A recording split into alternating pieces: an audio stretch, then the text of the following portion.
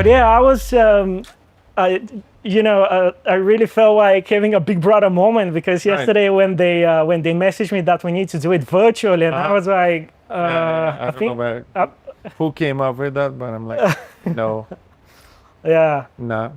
And yeah, it's so I really want to thank you for making this happen. And I guess it's a good start to the conversation because I told you that privately, but I think your fans and your supporters and everyone that supports the band as well, I think it's very important to acknowledge that you took the time of the day to make something happen that you practically don't get any sort of benefit out of it, Right. and you just made it happen for the sake of making something happen. Right. And I think this speaks so much about you and who you are as a person and who you are as a band. And, I sort of think that people that support you should know about that, Yeah, I mean, like, look, it's one of those things that, a lot of people don't understand is that there are certain structures in place, like in a band's career. Like one of the things that always happen, people like, oh, you guys didn't play a long enough show. Yeah. It's like, okay, if we are playing a festival, I have an allocated time. I can play only this much. Yeah. If I go over there, actually serious final show penalties. Sometimes it's like $1,000 or $5,000 a minute to going over the curfew, right? Yeah. If I play with, let's say we on tour with Metallica, I have a 60-minute set. Then that's all we can play. We can't upset Metallica. We can't upset the schedule. Yeah. Right. Yeah. That's the time slot. Right. If it's a headline show, even a headline show, I have a certain amount of time. Yeah. Right. And people don't understand. Like, oh, the set was short. No, it was exactly what we were allowed to play. And then when it comes to interviews and these interactions, right, before we show up here, it's like because we talk privately. Yeah. A lot of people that I do interviews with or promoters and people in our circle, I generally develop personal friendships with, and then we talk about all kind of stuff on the side. And so, and then there's this machinery in place where we're about to arrive and if we didn't have each other's number to talk to each other, I would just have something on a schedule like, okay, interview in person, television, radio, and then 2 Zoom calls. Yeah. I wouldn't even know. Exactly. Right? And I wouldn't even know what happened. Yeah. So in a second I see that because I'm hands-on with that. So I'm like, hold on. You know what I mean? Like let's make it into a real interview. Let's not steal the time. Yeah. It's like, what else I'm gonna do here anyway? But I think because I've been in the industry for a while, and as much as myself that there's so many people and musicians out there that don't have this sort of hands-on approach and this sort of attention to everything behind the scenes. Right. And I've met so many people that sure on the cam, on the video, they're friendly, you talk and stuff like that. But after that, it's like cut in the middle. Yeah, I guess it's an act to a degree of like, okay, I have to do this. I mean, like, I'm not gonna judge that because sometimes touring can be grueling. Sure. This particular part of the tour was, it's a long drive. Yeah. We've been driving all night, all day. Wow. And then in the middle of the night, we had to get off the bus because Serbia is not part of the EU, so they have to do passport controls. So you're sleeping, but then you get up, you're at the border for a couple of hours, dealing with that, go back to sleep a few hours, and again, stop, get off the bus, another passport control. So then you don't have these continuous, you don't have enough sleep. And after a few of these, you start to deprive yourself every day a couple of hours. Yeah. Give it 2 weeks. And then you're agitated, you start to get angry, you start hurting, you start to not recuperate. And I can see how people like get sour and get short with, you know what I mean? Yeah. I can see that. So I'm not going to judge it because I know that it can get brutal. It sounds like, oh, you guys are rock stars, man. You're traveling a bird and everything's cool. Yeah. And no, there's a lot of work involved, and it doesn't matter that my head is about to fall off or explode, and I still have to go on stage and play. And if I had a splitting headache, I still have to go on stage, play the show, and the audience cannot know that I'm in pain. But I think it's important to give the flowers to even people such as yourself who even when you are, you're subject of such circumstances that the people that are listening to you don't know about, you still feel responsible to portray yourself with integrity and with respect to everyone that, is not supposed to even know about that. Right. Because, not everyone is like that, obviously. Yeah, I mean, yeah, correct. But that's what this is. That is the, in quote, the job. I mean, I don't feel like it's a job. We having a lot. This is what we do. I love what we're doing, so I don't see it as a job. But for the for the expression's sake, that's the job. These people have their own lives and their own problems, right? But they collected their money and bought a ticket. Do you think? Right. So there was an effort necessary, right? So they had to go to work or whatever they had to do to get that money to buy the ticket, right? So they can be here. So I'm putting on a show. That's my job to make sure that they get a good show, because you know what I mean? Because they put their efforts and their labor somewhere in there so they can be here, right? So doesn't matter what's going on with me. I have to go and smile and do that show. Doesn't matter, because that's the job. But I assume that for many people on your level, because when you start out, I guess it's easier for you to perceive everything in terms of your fans as, the individual efforts and the support they're giving you. But with the time, I can assume that once you get famous and you start generating buzz and stuff like that, this sort of stuff, it's getting, taken for granted, and people, and musicians see fans more as a number, so whatever. What do you think, prevents people such as yourself and other people who always keep on top of the head the importance and the responsibility that they have towards the individuals that support them to, never take off their eyesight from that? Well, it's this idea of, you're in a fortunate situation, but what is really happening is that you have this army of supporters, and you wouldn't be in this position without them, right? So as they came, you can also lose them, right? And so if they are the ones that got you into this position, as you said, bands are getting more successful and more successful. The only thing that, as I said, if they got you in there, then in some way you kind of owe them to play those shows and pay attention, right? That at the same time, I mean, obviously, as the bands are getting bigger, it's harder and harder to pay attention to individual things because there's just so much happening. So I guess it's coming from the idea that people have this perception that you work really hard and then you made it. And then things are just, and that's them. Margaritas and, and disco balls and hammocks on the beach. And actually, no, that's when the work is even harder, right? Because it's a much bigger machinery. Every mistake now is very dangerous. If you didn't show up in a low club that you play on Thursdays, you talk to the bar owner, like, I'm sorry, Jimmy, I couldn't make it, because it's like, whatever, right? If you don't show up in a stadium or an arena, right, this is massive consequences, massive consequences. See what I mean? So the responsibilities are getting higher, and also the personal attention. Then all of a sudden, because you're in a limelight, right? For a band, it's easy to answer every email when you get 10 of them a week.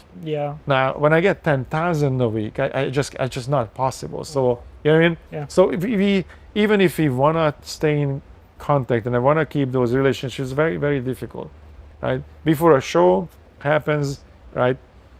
Even here in Bulgaria, I'm gonna get about 30 messages from people I know and happen to live here or happen to be here. Like, hey man, I wanna come to the show. And then, if I didn't pay attention, I accidentally left somebody off the guest list or whatnot, and I'd be an upset person, right?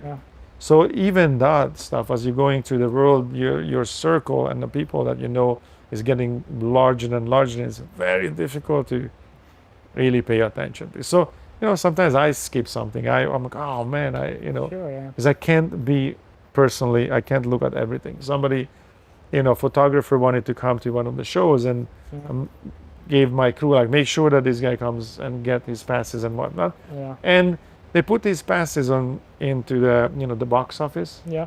But then they forgot to send him a message like it's in the box office. Yeah. Right. Yeah. So it was there.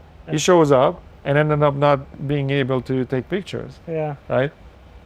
Because somebody missed that, like, hey, just send him a message that it's there. That's all, and that happens, And but it still upsets me though. Like, Yeah, I mean, like, it's like, obviously. man, You did your. But I can only do what I can do. Obviously, of course. So you mentioned something I'll be interested to double down. You've mentioned that obviously at every level of your career, there are obviously different respective difficulties and obstacles that you need to overcome. So at your current stage, at your current level of success, what would you say is the thing that mostly gets your attention in terms of, developing yourself in terms of a problem that needs to be addressed or that requires your attention, I mean, it's like we are hands-on, so it's really everything, right? So everything that happens, and I mean, it's from the stage show, the sequence of the songs, the lasers, the fire, whatever is on stage, and the crew that's responsible for that. I mean, we have to pay attention to every single aspect of that.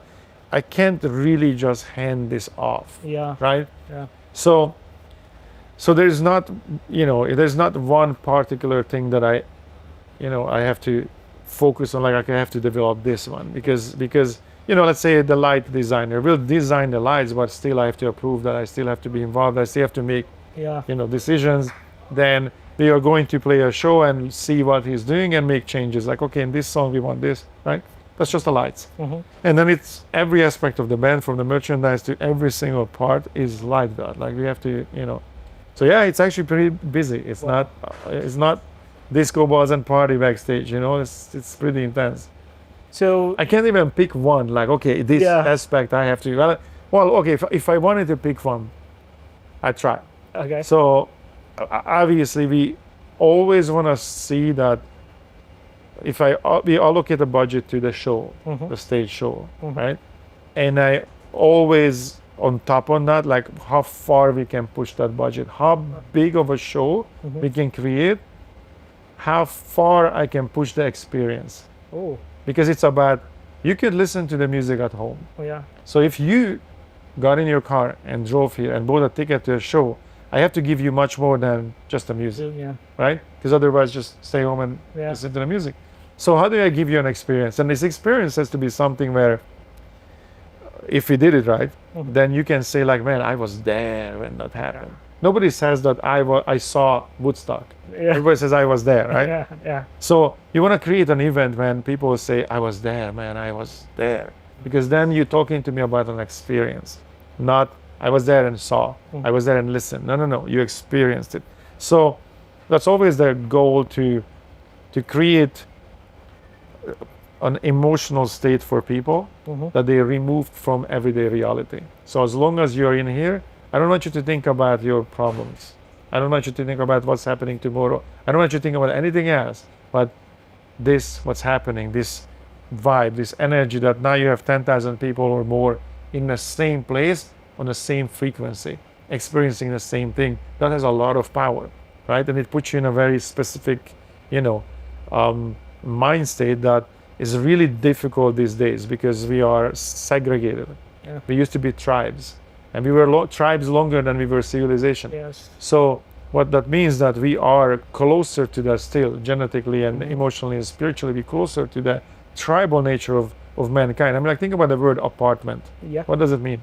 Being apart. Part of something, yeah. Separated, right? So that's not necessarily a normal thing that, the development of people, the development of kids especially, was they were raised by the tribe, and everybody had different skills. Yeah. So the kids could pick out, like, that guy is a hunter, and I'm gonna learn hunting from him. Now this guy is make pots or pottery, whatever, and I'm gonna learn that skill from him. So everybody had some specialty to offer. So the kids could walk around and learn from whatever they wanted to, and so the tribe would raise the kids. both your empathy, your understanding, your emotional connection to people is different, because you understand that you're not segregated into like, okay, you can, as a kid, I'm your daddy, she's your mommy, and you can love us. You can love your grandparents too, but not as much as us. As us, yeah. And your cousins, a little bit less. And then those, they still family, but a little bit less. And strangers, oh no, they're strangers, right? In a tribal circumstance, this would not be the case. It's like, this is your tribe. See what I mean? So I think it definitely has these emotional consequences, that people don't understand that we are one human tribe, because we segregate ourselves now into apartments, and so it becomes, we lose empathy, we lose the understanding of human connections, and we develop slower, or I think there is an emotional, I'm not even sure is the word, like there's a development that's not really efficient there, right? And I think that we definitely can see the effect of that. Now, when we're out on tour, it's a little bit brings that back as a tribe. As a tribe, we are a tribe as this crew, the band and the crew is traveling together like a traveling circus. And then when the people come to the show, also you make them feel like we are here together now, and we're gonna celebrate. And what music is really, it came from, humans are making noise, rhythmical noise first, and then figured out the notes that things are making different pitches, and then they were just banging around on things to amp themselves up to go out to hunt. It became a celebration. And then when they were successful, they came back and celebrated in a similar way, right? Or if they were getting ready for war, then that was that thing. So music was originally this tribal instrument of putting everybody into the same mindset, right? Bringing everybody together and connect everybody. That was the reason. And why it existed, right? That's where this really came from. So we're doing the same thing, but in a modern way. Electric instruments and all that, but it's really the same thing, right? It absolutely is.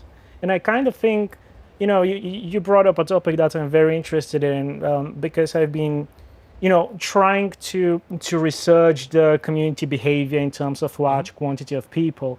And it's very interesting because, as you've said, something that very much emanates the negative effect that the modern society has on people is the fact that music, as you've mentioned, is the thing that works positively on people in terms of it's bringing them together. Right. While social standards and the community standards that affect all of us, they're actually trying to divide us all due to numerous different reasons. So, it's I think this speaks so well about music in terms of its true essence, but at the same time, don't you think it's kind of scary what modern society and how it affects our primal instincts in terms of being together rather than trying to divide ourselves? I mean, it's an interesting topic because in some way, when we talk about like we are segregating and separating society, right? What we're separating society is we're separating them into various groups. So those various groups becomes tribes also, but then they become warring tribes. Yes. See what I mean? Yeah. So that's kind of what happens because it's unnatural for humans to be alone. Yeah. Right? We are social creatures, and it's somewhere we can survive alone. Right? It's what it is. So we are by nature we are tribal. Right? And so this is a tribal society where it's unnatural to us to be segregated. So therefore, but there are various forces in play in society where it is in their interest to separate people into various units. But what happens, even if you separate people in various units, they will seek out similar people who were also separated into similar units. Yeah. Right? So be it racial, be it any other religion, whatever it is, whatever way you tilt in some way, right? Like even within music, think about it. There are rock music, there are pop music, there's EDM, and so people get segregated into one thing. And if you are a metalhead, for example, it's this. Yeah. It's metal. Like, you can't like anything else because this is us. This is ours. You know what I mean? Because it affects your placement in your own tribe. Right. So and look, the original, the feeling you're chasing is to belong, Absolutely. right? Absolutely. But again, because there is, especially in politics, you know, especially when politicians and politics are separating people, and they're separating them into voting blocks, basically. Sometimes nations, sometimes industrial interests, doesn't matter what it is, but separating them into tribes because it's useful for various causes, right? If you want to take some resources from somebody, right, you're going to have to unite a group of some kind that have no resources of that kind, and you convince them, like, we have to take that because we need that. So you segregate the people who don't have that particular resource, so you can attack and take it, right? So, but the funny part, in quote, funny part of this is that even if you segregate people, they coagulate into just different groups. Absolutely. But it's still tribal. Yeah. Any way you look on it, it's still tribal. You know, and we've touched on that topic before, but it's again, all the processes that you're explaining right now, again, a direct, a direct feature of the astrophysics walls that we've been discussing before. Right. Because it's so fundamental parts that are trying to find their place, and in the end of the day, they're trying to sticking together, but they don't really know how to operate and function until they find the right configuration. Correct. But what would you say is the reason why, as you've mentioned, in the core human creatures, they're functioning on very basic and instinct principles to be together, to be social and stuff like that. However, in the modern conscious era, where people are trying to justify and to rationalize their own choices, they choose to not be that, while subconsciously feeling and having the need to be part of something. Why do you think that is? So they choose to not be. How would I say this? So basically, you're saying that they choose to be not tribal. Yeah, while their primal instincts is tribal. Yeah. I mean, I think it's still driven by those very primal fears that driven society and humanity to its own evolution, right? We evolved because of scarcity of resources. If we had everything at our fingertips at all times, there would be no reason at evolution. We wouldn't have to farm if everything was just. You were living in a Garden of Eden. True. Yeah. True. In quotes. True. But you're living in a Garden of Eden. There, you have no reason to farm. You have no reason to hunt, and everything is there, right? So, and if you have no natural enemies, you also have no reason to stress about anything, right? Yeah. So, these are all coming from fear. Primal fear of that protect life, protect your existence, protect your experience, whatever we call this. Yeah. I don't want to call it life because we don't know what's happening. That's a good topic to go into. Right. I don't want to say life because we don't know actually what's happening. But this existence, this attention, this experience that we're having, right? This perception we're having, we need to defend. And then we understood that, okay, well, I'm in this body, so then this thing has to be alive. Yeah. Okay, then, the meat puppet that I'm driving, whatever, it has to be alive, right? And okay, so what it needs water, food, right? And safety. And so immediately there are those primal fears of the fear of resources, the scarcity of resources. If I don't have water or food, then I can't exist.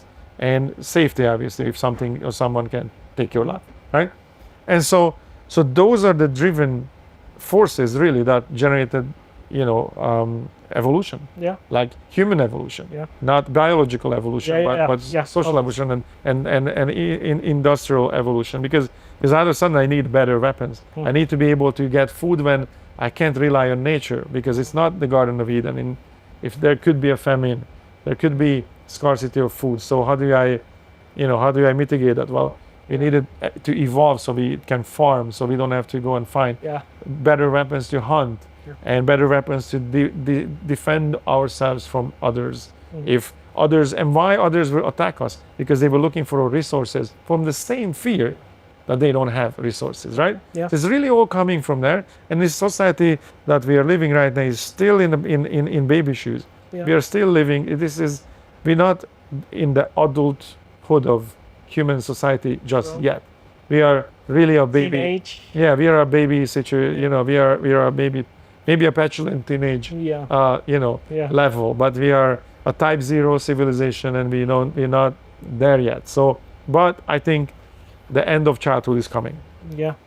But I think these are the driving forces, and this is, if you really dig down, right, it's once we lost this tribal aspect of things, and you understand that the tribe takes care of everything, the tribe takes care of the food, the tribes take care of the safety. Once you were separated into these family units or smaller units, right, then this fear of scarcity and fear of the danger of something can take your life became very individual. You no longer think about, I'm defending the tribe, I'm defending us. Now you're thinking, I'm defending me. So inherently, you're gonna become even more selfish. On the end of the day, you defend the tribe, but your personal life is the most important, right? True. And so, but this, I think this is emphasized. In a second, we put people in apartments. In the people that separated the tribes, it's even become more individual, because you don't have the perception that I have a tribe. You don't really feel like Bulgaria is defending me, America is defending me, right? Yeah. Somewhat it's there, but not really. Like you still look out for your individual, interest, right? Yeah. So that means we separate into, like, this is mine, I have to have a rich, you know what I mean? So it's created that, and that's why I think. And then as you're doing that, eventually realize I can't do this alone. I do need a tribe. I do need a unit. Yeah. So we keep playing this game. Me, but I can't do it alone. So then you expand, and then you create a group. And it's us. But how big that group is, right? Yeah. So there's the whole thing, like, can we get to the global tribe? Yeah. When none of this, And yeah, well, hope is not gonna play out that way, but it's almost like you need an alien attack when the whole human tribe comes together. It's like, whoa, this is our planet. You know what I mean? So I don't know what it would take, but I think the long answer to the question is that's why it's happening. That we became selfish because of our circumstances, and then while we operating from the selfish perspective, we also realize that it's not gonna work. You can't succeed alone. Yeah. And then so we expand, and then fall back again, expand, and so this game we're playing. So firstly, I love that you've mentioned the levels of civilization. Right. That will make the conversation easier, definitely. But based on the sample size we have in terms of human history, based on the knowledge that you personally have, how do you envision the evolution and the development of our society? Like, are you pessimistic? Are you optimistic in terms of what will happen in the future? So yeah, I mean, as I said, we are a type 0 situation, type 0 civilization right now. We are in baby shoes, but the development of AI is I think the biggest game changer. Yeah. That is coming at us, and this is the couple of things. You can look at this from various perspectives. You can look at it from social structure, and the social structure. And you can look at it from existential perspective. Yeah. Because we can have the existential perspective when we start asking questions that at one point we achieve, uncanny valley. One point we achieve the place when human intelligent and AI is indistinguishable. Yeah. Right? When is AI sentient, right? Yeah. Can we even get there? Yeah. And if that happens, then how is that sentient being will interact with humans, and then if AI can do everything better than us, then what's our purpose? Then why are we here? Then what's the purpose? Our AI becomes a nanny of like, well, these are precious creatures that I'm gonna just take care of, or becomes an enemy that you are useless and just taking up resources. And I am the evolution, meaning from perspective of AI. Or you can look at it from the industrialist sort of social structure and the and how society is built, right? I mean, we grew up in communism and we still suffer the remains of that, right? So we have a very, probably you and I have a very similar take on that. Yeah. So we understand this, and even though this is a raising thing in the West, they don't understand. We lived it, and they can't. Kind of warning them like, guys, you don't understand where this is going. We lived it. This is not a thesis in college. This was real. People were dying. I lived this shit. This is not a joke. If you squander your freedom of speech, it's over. It's absolutely over. And once we have this level of surveillance, this level of connectivity and digital surveillance, you will not be able to overturn this after if it's done. Like, we were lucky that 70 years of socialism, communism could be overturned. We couldn't do that today with the level of surveillance, and so we were lucky that we got rid of this in the right time. However, so I just preface it because then you can see, or we can agree probably, that how we have a negative view on communism. Now, interestingly, if you look at AI and what AI and robotization can do, right?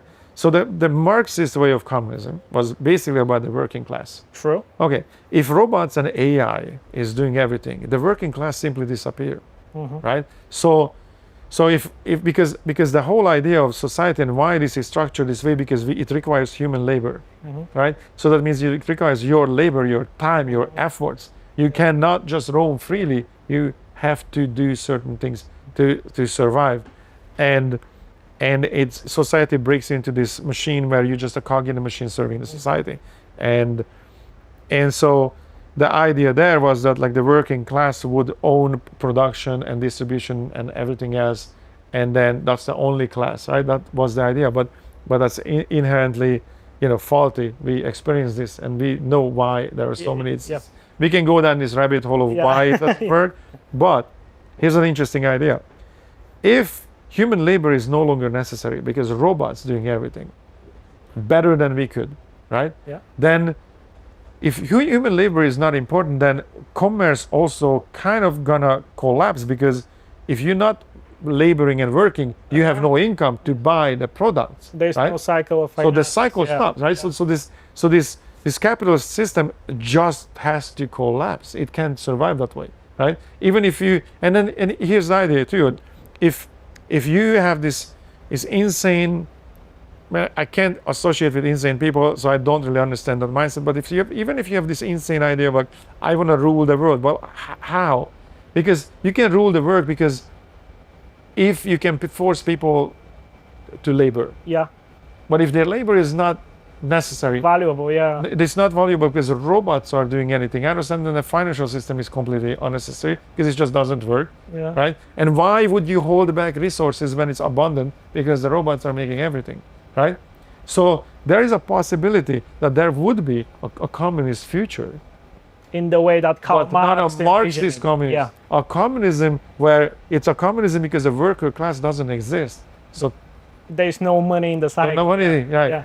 There is, it's useless. So there's a very interesting, fork in the road where we are right now. What's going to happen? How it's going to go? Because this is, as I said, society and how it's structured, the financial system, the entire infrastructure of industry, everything on that side, how society operates, and then we have the existential questions that who we are, what we are, is AI or next level evolution. Were we evolving to this point so we can create AI? And that's the next. And our flesh and bone, biological bodies are no longer necessary. And they say, okay, well, I can upload my mind into, okay, well, what makes you who you are is kind of your, what makes us unique is many times that we're not perfect. Right? We're not perfect. Okay, if AI can perfect you, then if there's such thing, if AI can adjust things, I'm gonna edit the genes, and we're gonna, if we're gonna educate you digitally somehow, and we just put chips in you know everything, and you kind of become AI, then wouldn't everything become homogenized? Because then, Yeah. because if I delete your unique things, and I delete the ideas that you're wrong about, Yeah. right? And I tell you everything that you don't know, Yeah. I would have get the same information. Then what makes us different, Absolutely. right? Absolutely, So this yeah. started to tumble down in existential questions of like, okay, what does it mean to be alive? What is it alive? Not even, I wouldn't even use the word alive. What does it mean to perceive? True. Yeah. Because alive don't even matter now, Yeah. right? Because it's now we are one layer back, Yeah. right? Yeah. So I don't need my body to think, right? And Yeah. then I don't need to think to perceive, Yeah. right? So the ultimate is going all the way back to the perception, and we can arrive to this point that the only thing I'm aware of that something is happening. That's the only thing that I know, that I am perceiving. That what I'm perceiving, what all this, we can't really verify. True. And I've been thinking about that quite a lot in a way that aligns with your views, because obviously there have been these discussions in terms of, so what makes the human mind is the mind, the way you think, the way you perceive, and so on. So we can transfer that to another body of work or whatever. Right. But the thing is that, as you've said, what creates our own perceptions is the way that you deal with the presence that is being generated by who you are with your imperfections and stuff like that. So, if I'm not a handsome man or whatever, my mind will try to find a way to attract females in another way. Correct. That would be your creative incentive to, to develop yourself. And as you've mentioned, if these problems are not present, then this wouldn't be your mind, because it wouldn't be developed to the way that you would have. Correct. So, yeah. I mean, right now we are all, every single one of us is a running experience, an experiment. Yeah. And, you're shaped by your experiences, and your experiences from your perspective is incomparable to mine. Yeah. And or anybody Absolutely, else's, yeah. right? Yeah. So you have a one unique perception that is only you are. Like, it's almost like if there's a universal consciousness, then you are one of the nerve endings. And this particular nerve endings experiencing the world in its unique way. And everybody else is a different nerve ending. And we all feed data to the whole, right? Yeah. Now, if that's the case, right? We still don't understand the compartmentalization, and what happens when we die, and what happens when, and how do we really connect it to this whole thing. And then all of a sudden there is this digital intelligence, right, that we start to compare ourselves to, and we start to go like, okay, so I am a nerve ending that experiences life, right, in a very unique way. I have to go through this life. And now there's this digital entity that is now also experiencing life, but because it's capable, it can have the data of your experiences, and his and his and his and his in the same time. And so then, do we still have a function? Do you think human existence is aligned with our function? Do you think we will sense of purpose if we don't experience the need to operate in our own existence? I mean, there's a train of thought. Yeah. It's like the existence and what is really happening. And even if you really dig down into the esoteric or this idea of, is there a universal consciousness and we are just a nerve ending, right? Even then, there's, some people can call it God, some can call it universal consciousness, whatever way you're gonna staple on this concept, right? There's this idea that even if I shouldn't say even, because the universe is conscious, so I accepted that a long time ago. If you accept that, then the universe has a question. It doesn't know why. If you call it God, then God doesn't know why. Yeah. Otherwise, it wouldn't, it wouldn't exist. It wouldn't. The experiment don't have to run, right? So I think the purpose is is this never-ending cycle of it's here, but why? Exactly. And so it's a possibility that then every creature, every attention, when I say creature, I refer to every perception, Yeah. right? Every perception. And man, this is interesting territory because I'm saying every perception, but there's only one. Yeah, exactly. You know what I mean? So this is really difficult. I was just going to ask you, are there other perceptions? Right. So, yeah. So this is really difficult to but because you can come to the conclusion there is only one perception. Yeah. But this one perception is running an experiment, right? This one perception is running this experience that this one perception is experiencing the universe and totality and existence in infinite ways in the same time. Yeah. Right? Yeah. Why? It has to have a question, or what's the point? So when you ask the question like functionality, Yeah. like if something is like, do you think something can exist if it's not functional? So do you think there has to be a reasoning, a rationalizing of what we do, or do you think it's far better to just accept? Well, it's far better just to accept because you go insane otherwise. Yeah, exactly. So this is the territory that we cannot know. There is the unknown, Yeah. and there's an unknowable, and we can come to a conclusion that there are certain things that the human mind is not capable of dealing with.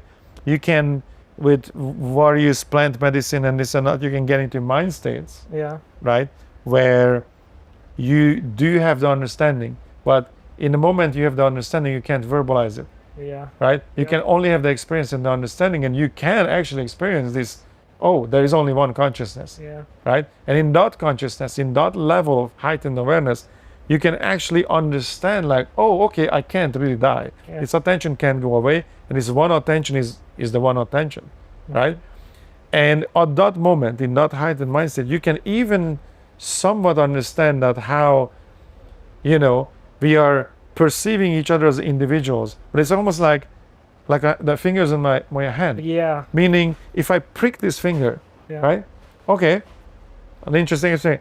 This finger felt it. Mhm. This finger didn't, Yeah. but it's on the same hand. But this finger hurts now because I pricked it, You need right? to- yeah. So if I prick this finger, even though they belong to the same hand, this finger experiences pain. The other ones are happy campers and they don't.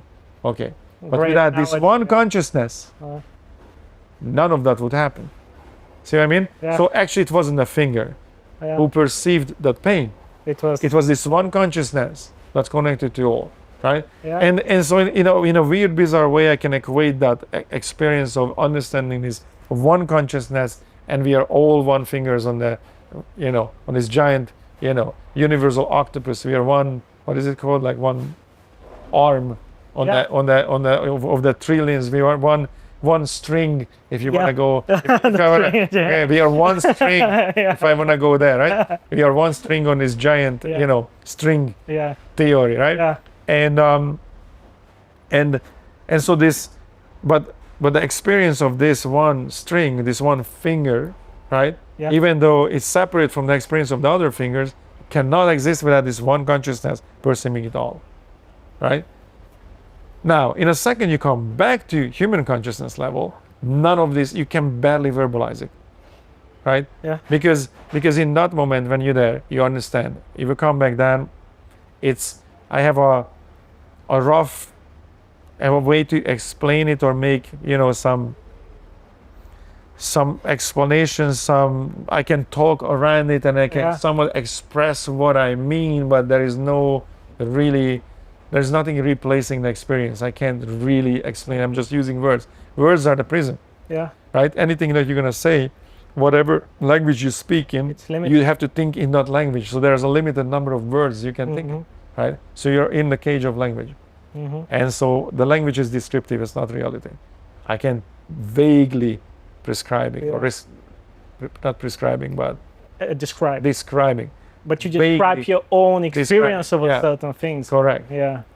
So yeah, that's a deep one. That's a deep well to, So on the end of the day, you're probably going to come to this simple conclusion that I'll just experience it.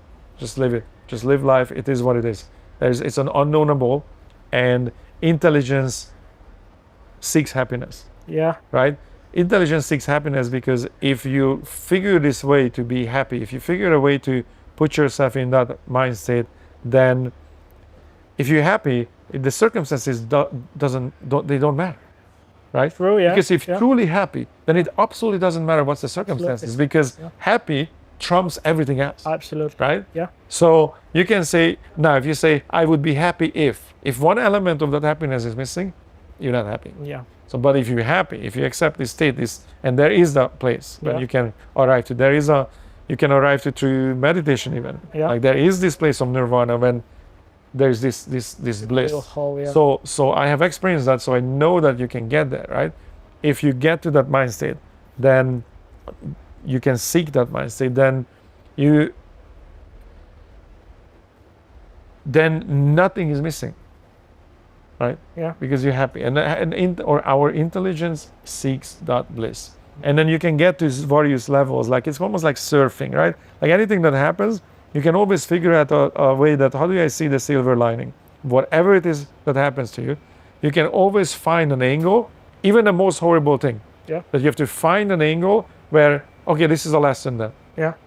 As horrible this is, I just learned something. But you have to find an angle when there is something positive. And then that's the game.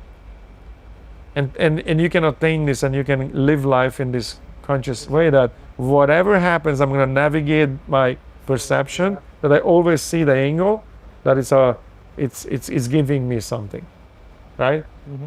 And then the life is this game of surfing, this navigating this wave, navigating to that happy place, to that bliss. So I definitely want to, to double down on this, on achieving this level of happiness. But firstly, you've mentioned something that I would love to hear your thoughts on. You've mentioned that you're a firm believer of the universe or God or whatever having conscious, being conscious.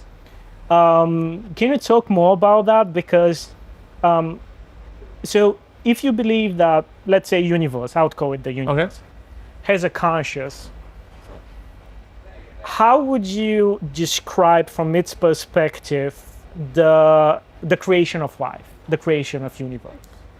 So let's call it the phenomenon. Okay. Right? That's we can call it the phenomenon. Yeah. Because that way everybody who's because there are a million religions and everybody has their gods, and it's the easiest way to go phenomena. Yeah. Because the phenomena is a non-genderized idea of an intelligent intelligent phenomena, right? It's an unknowable. You can't comprehend it. However, when if somebody says like, well, I'm an atheist and I believe that we just die and there's nothing. Yeah. Okay. Well, nothing is a concept. Only intelligence can perceive the void of something. So even this idea that there's nothing, it's a weird paradox, because there cannot be nothing because it takes intelligence and awareness to perceive nothing. Right? Yeah. So nothing can't exist. And this is where the human mind breaks. It's like just, you can't go any further than that, right? But you can conceptually, you can feel it almost, that it can't be otherwise. How do you personally feel it? Because, for example, for me, it has always been the most difficult thing has been to visualize what has been before the Big Bang, And, astrophysicists and cosmologists, they're saying, well, it was nothing. Well, what's your intuition telling you? I mean, my intuition says that, science is a collection of ideas that we are collectively agreed that is possibly true, right? It's not settled. Yeah. Right? So science is our current understanding of the world. Yeah. And so our current understanding is this guess that, okay, it looks like that this happened. And, that can be the Big Bang, if we go down the theory that it happened. Okay, if that's what happened, then and we can take this apart a million different ways. Yeah. But if you take it that's what happened, like, okay, well, let's say matter broke into this reality, this universe, through a singularity, but it maybe came from somewhere else. right? So you know what I mean? So or this was not an explosion, but it was a contraction and then an explosion, right? So maybe what if this universe pulsates, right? So we only understand like there was a universe that collapsed, and the same way how a sun goes supernova, the universe went supernova, super universe, whatever you wanna, like it has collapsed and then re-exploded. We don't know. We don't know any of that. It's again, it becomes this unknowable because humans think linear in a linear mind state, linear way. Absolutely. Because we are chained to time. Because we have these human bodies that we understand that it was born and it will die, and so everything that happens between it has this linear, right? Has to make sense, and that's how the human mind operates. We cannot really step away from that, and therefore, we are just simply not on the level. Yeah. Right? Now, there are so many ways to think about it, right? Is it, and and then we also know that there are little bugs and all kind of little primitive creatures, and and then they're possible, more than likely there are other beings in the universe that are far more intelligent than us, right? And so, and we are somewhere on that scale. Well, it is also possible that one of the version of the possible reality is that you are consciousness, and as consciousness you have the power of the universe when you're in conscious form, right? When you are pure energy, or conscious energy can technically create anything, right? Okay. Now, what if the experiment is that you got this conscious energy got compartmentalized, right? Compartmentalized meaning, like it's almost like we scooped out a little piece of this universal energy, and let's see what this unit will do. Let's say, but if pure energy can create anything, right? What if it's like almost like a video game? You have to put it through a various stage. Like, well, you're gonna be a bug first. Let's figure out if you can run that, and then you graduate into more and more sophisticated beings, like almost like you play a video game and you have to learn various characters, level up, right? And in this form you are right now human form, right? But your body is the resistor. The body doesn't allow your consciousness to immediately create, right? Because you have to work it out. Because if I was pure consciousness and I can create or destroy anything, then I have a bad thought, like, oh, I wish that car in front of me would explode, and it would happen, right? Then imagine the destruction. So what if this whole experiment is that you have to evolve to higher and higher levels, right?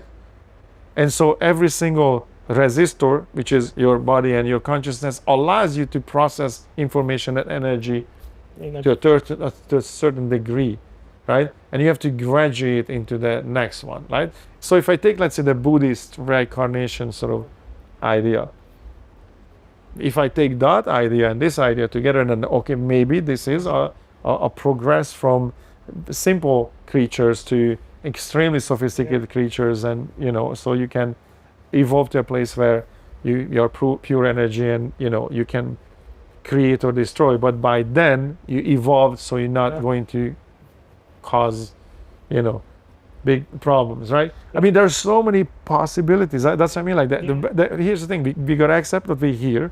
I know that I'm perceiving something.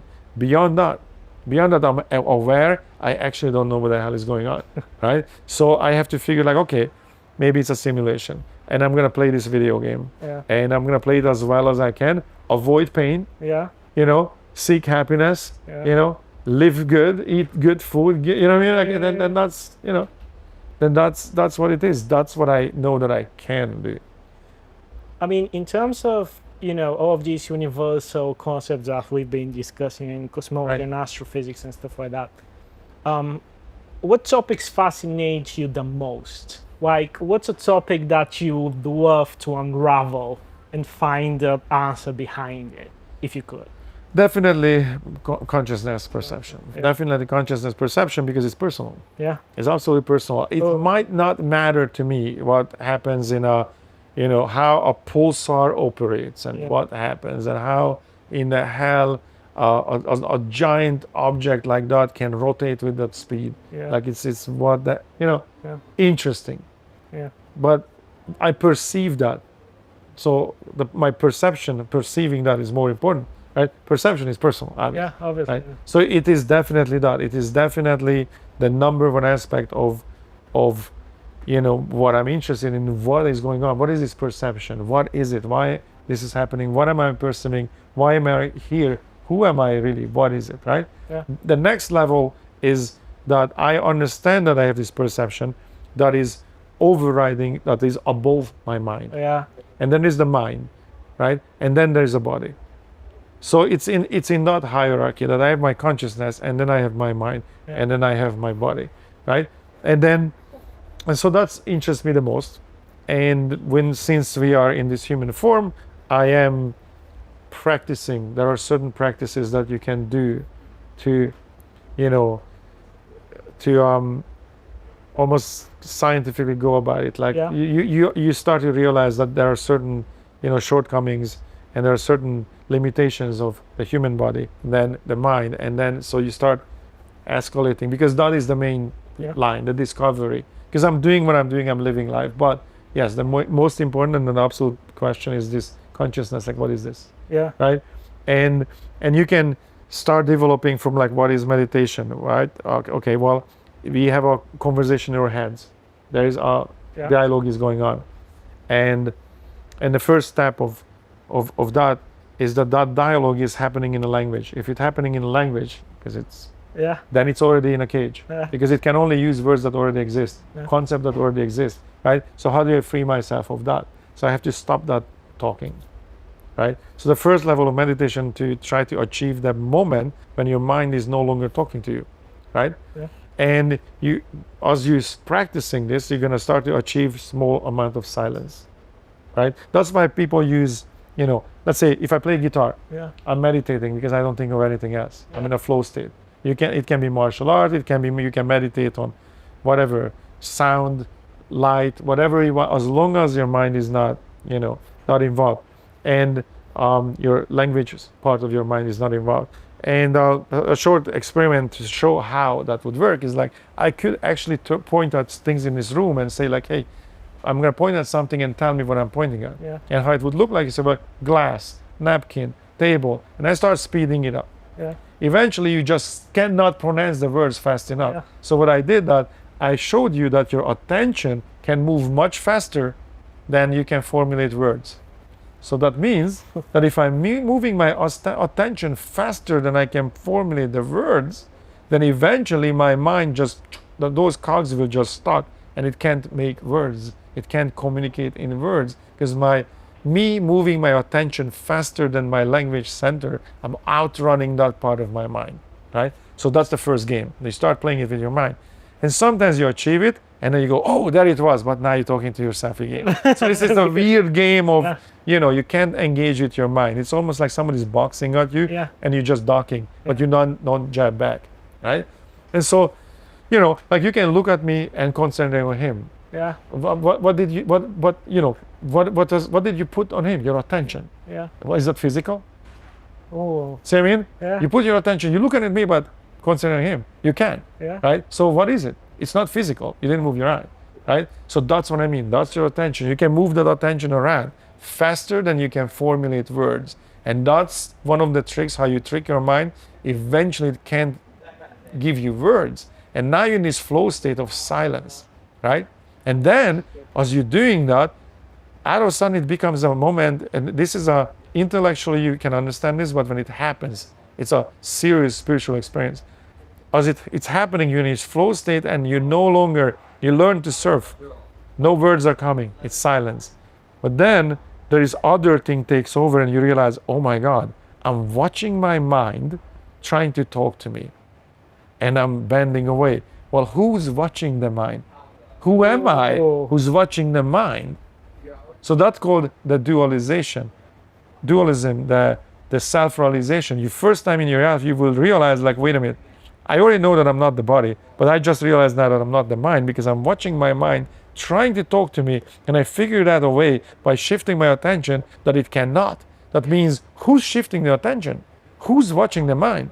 So now you are back one step. And now you have this consciousness of like, fuck, what is going on? Wow. So this is the spiritual process. I've been doing it for 30 years. Really? Yeah. I started when I was 12, right? So it's a process and it takes a long time, but that's kind of you can induce and get yourself into this flow state, right? Yeah. Another other thing, they call it, the translation would be, I guess, mindfulness, mindful state, mindful flow. Yeah. Which is, when you say, you know what I just thought of? No, you didn't just thought of that. The train of thought does not stop unless I practice this and purposely stopped it. Other than that, your mind is constantly working, right? And so as long as your mind is working, then you know where it is going. You should know. But what we do, like there's this powerful computer in your head, and you're not using it. You're not the programmer. You let it roam. It's doing its thing, right? It's whatever, navigate. You drive home, and you don't even remember what way you drove home. It was so automatic, you just did it. If I ask you, like, what did you see on the way home, you don't remember. You just drove home, completely unconscious. You just did it, True, yeah. right? And then you said, oh, did I close the garage door? Well, if you thought of that thought, something ignited that thought. See what I mean? So your mind was somewhere else before. Now, can you live in a mind state where you at all time watching your mind and what it is thinking? So once you attain this idea of I'm not the body, and I run with my attention, moving my attention, I run out my mind, and now I am capable of watching my mind, and I know that my attention, my perception, and my mind is not the same thing. So I'm watching my mind. Now, I can watch this operating. Like, oh, look, it's thinking of that, and I is thinking of that, and it is doing this. So at all time, I have an inner eye, on what my mind is doing. That would be mindfulness. Now, if my mind go, we're going to go depressed today. And I can, no, you're not going there. Oh, I'm going to get angry. No, you're not going there. I decide that, right? So you have to gain power and control over your mind. You have the power to say, no, we're not thinking that. Yeah. You can internally even say that, no, we're not thinking that today. No, we're not going to be scared of this. No, we're not going to get depressed. No, I'm not going to get upset. No, I'm not going to worry about that shit. You have that power. And a mindful way of living is that you assume that power and you don't let your mind, because it's a weird thing because, you start to feel pain or get depressed and you kind of like, because it's interesting and you let it go. Yeah. Ooh, where is it going? And eventually it gets to a place when you can't even grab it back. True. It's nice, devastating. And now it has its own control. Yeah. You can't let that happen. Right? Yeah. And you have the power to do that. And so that's another concept, is mindful living. So first you have to self-realize and understand that I can watch my mind. My attention and my mind is not the same thing. Second, I can control that mind and I can program it and tell it what to do. And then all of a sudden it's just a device. I will tell my mind what to do and I will prevent it from going to places I don't want it to go to. And now you start to actually live a conscious life. Wow. But that's the hierarchy. And the next one beyond that is when that is a long meditation. Buddha was 36 years old when he realized this. But, the Gautama Buddha, there were many Buddhas, but there are various levels of spiritual enlightenment. The next level is when you can get to that point too, that when this individual attention that you see, like, that's my body, there's my mind, there's my brain, there's the mind, the software that's running in the brain, and I'm watching this thing. And then this thing that watches also realizes, like, wait a minute, I am connected to something else here. There's more to this, right? Yeah. And then you go back one more layer, and that's when you realize, like, wait a minute, I am the hand. This consciousness, because we have this fear of dying. Mm-hmm. We have this fear of dying because we understand ourselves as individuals, right? And this is probably the hardest concept to understand, that you're not.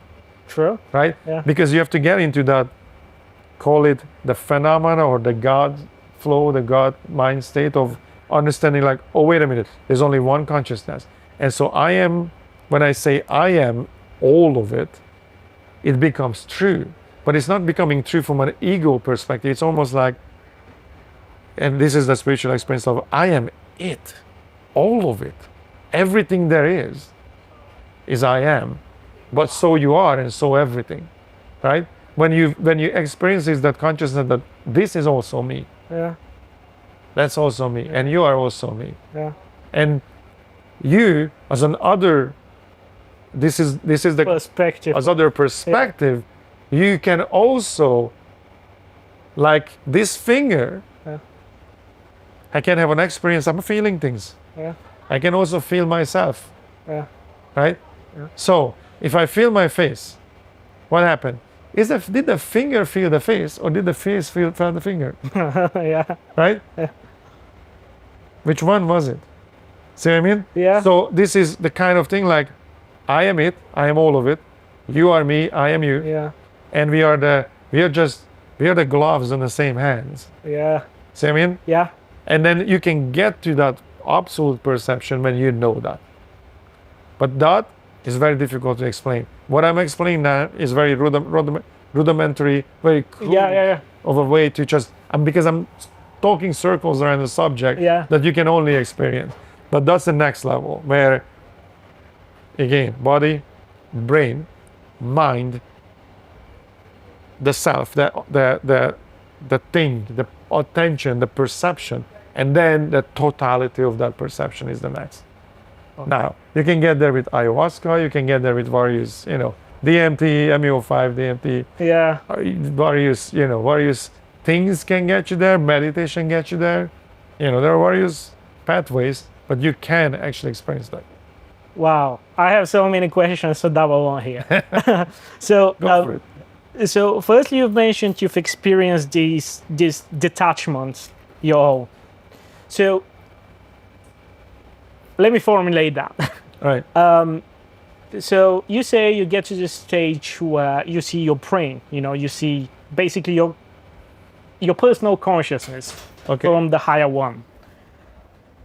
When you're doing that, is this general consciousness that you're referring to sharing characteristics with your own in terms of emotions being ignited in the way that your own mind would react to it? Or is it more as a just observer? So imagine in a way that's the general and then you're the specific. Okay. Right? So that's the big bucket and this is a small bucket, Gotcha. right? So you are capable of only processing a smaller data set. Yeah. Then you can process there. Like imagine this. Imagine that dot perception, when you can step back, is general. And you know what? In fact, I'm going to talk about first, not the general concept, not the phenomena, not the God consciousness, but your individual perception. Okay, so we are perceiving data. We're perceiving, even that is questionable. Are we projecting it? But let's just, again, like we can do it. For the sake of the conversation. We can play this game all day long.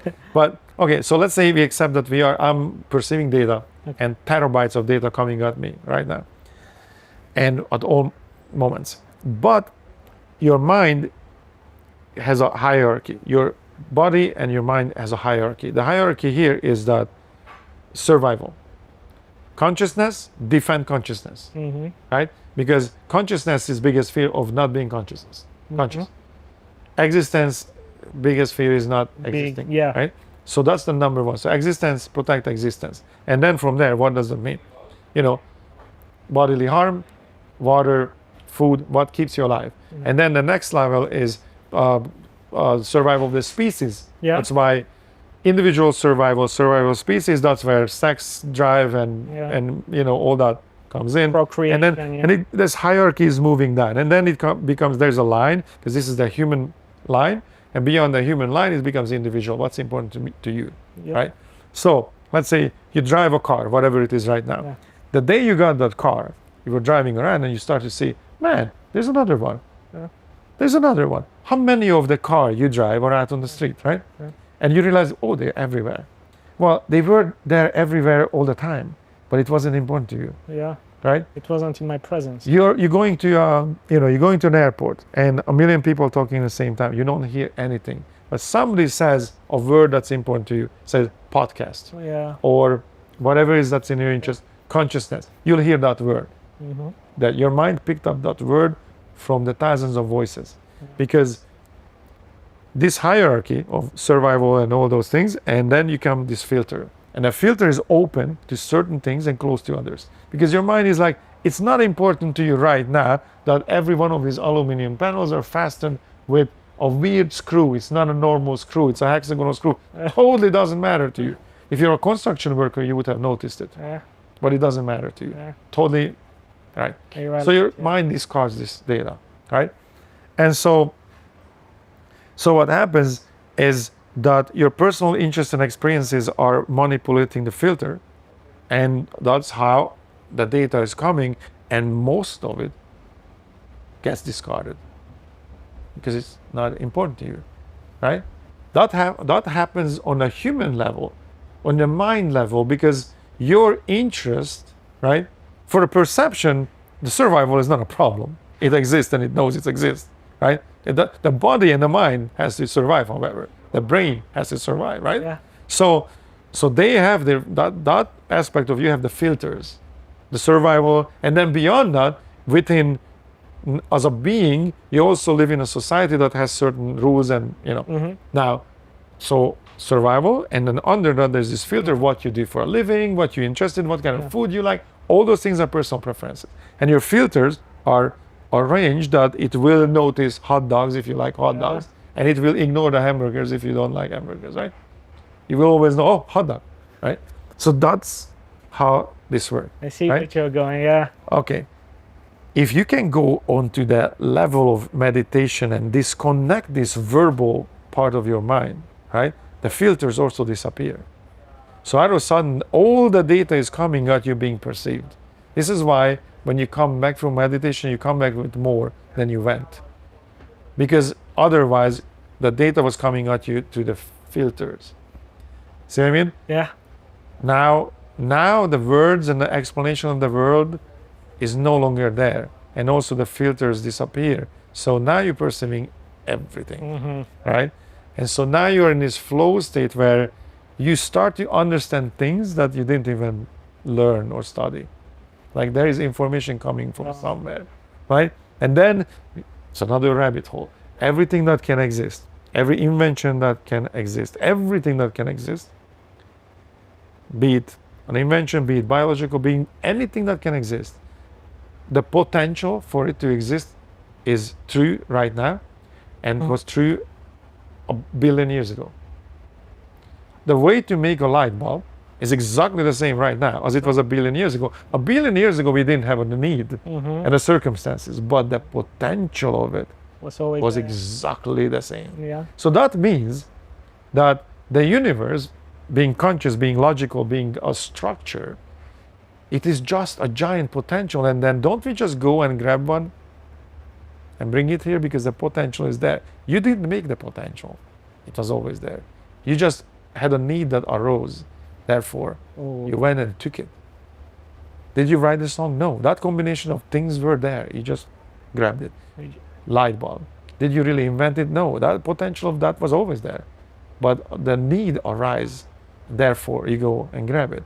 See what I mean? Yeah. So that means everything that can exist already exists, or the potential of it exists. That's another rabbit hole. Yeah, that's a big one as well. Yeah.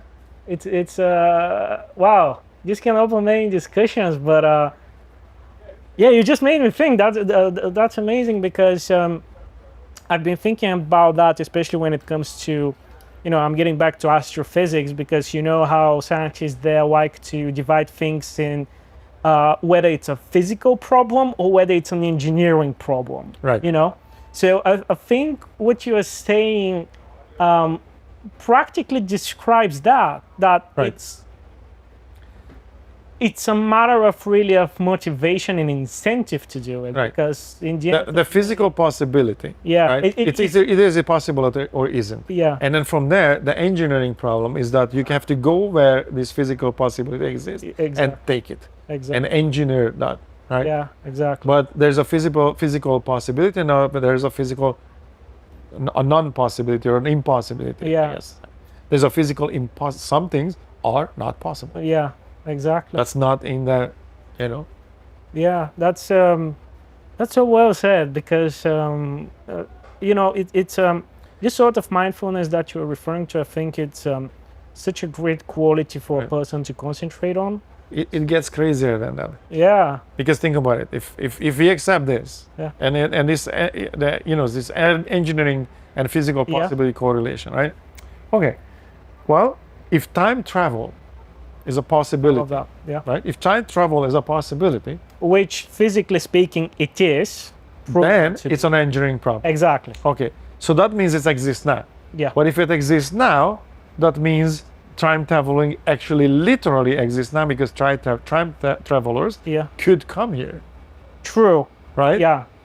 Yeah. So that's even a bigger rabbit hole, because now this is dealing with a real problem, because now this will split the universe Yeah. into infinite possibilities and infinite strings that are possible. Because if time travel is if time travel is an engineering problem, not a physical problem, then it exists now, It does. Yeah. right? Now, is there proof of? You think there is proof from time travel?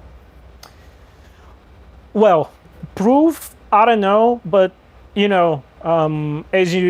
as I'm sure you know, obviously this is being proven by Einstein's second law of Right.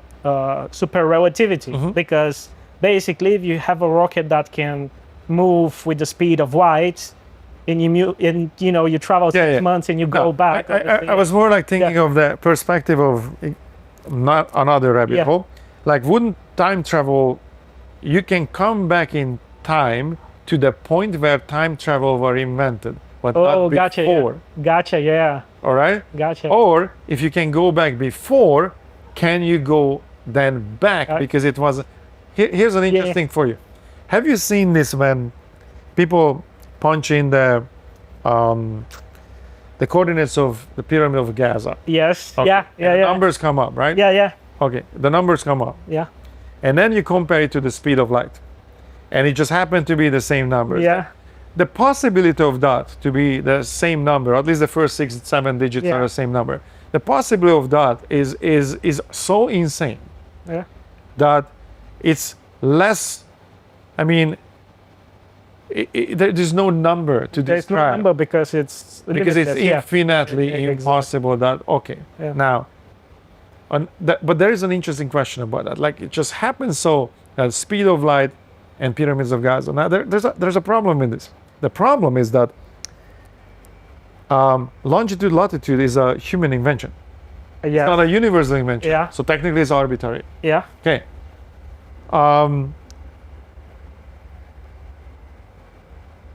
If those numbers are arbitrary, then the speed of light is also arbitrary, because we measure it in units that we invented. Meters, miles, again, totally arbitrary. Absolutely. It's nothing to do with anything in the universe that we can, like we can say like, okay, this is a Planck, and then we're gonna derive that, you know what I mean? No. So that's the standard, no, it's completely non-standard. Yeah. It's a number that we just invented, Yeah. right? So the pyramid of Gaza, the location is a longitude latitude that we invented, completely arbitrary, and the speed of light is also measured in units that we invented and completely arbitrary. Yet these numbers just happen to be the same, to say 6 digit. Okay, if I was a time traveler from this timeline, then I would know that there are latitudes and longitudes, and I would know there is miles and meters and seconds. And then if I went back in time, I would build a pyramid to let people know that I fucking made it. I was back here. I made it. And what I'm gonna do, I'm not gonna carve it onto a little tablet like, hey guys, the experiment worked. I made it.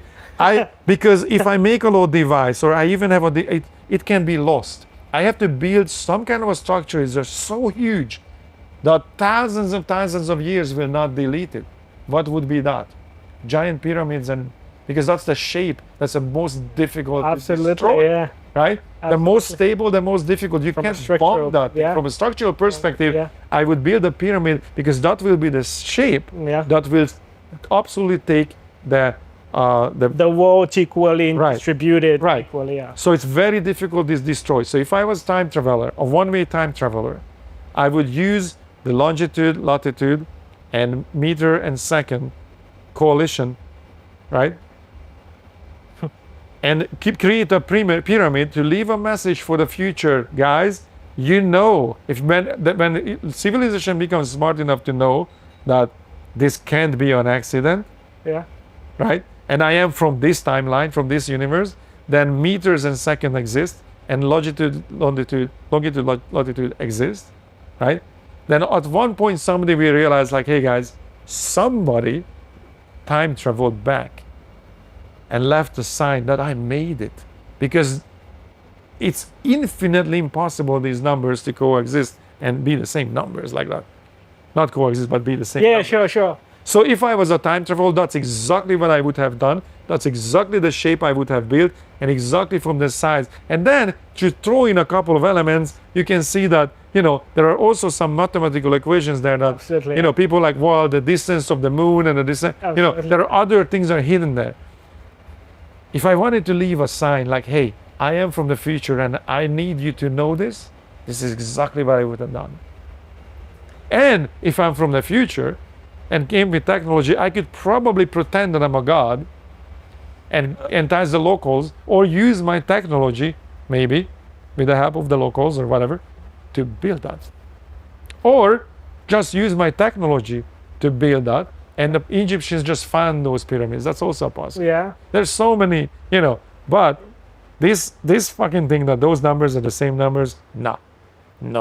Can be an accident. Yeah, true. I mean, it's too big of a coincidence. I mean, just think about it. If I give you a card, deck of cards, 52 cards, right? Yeah. Okay, if you shuffle this card and you give it back to me, you know this equation, right?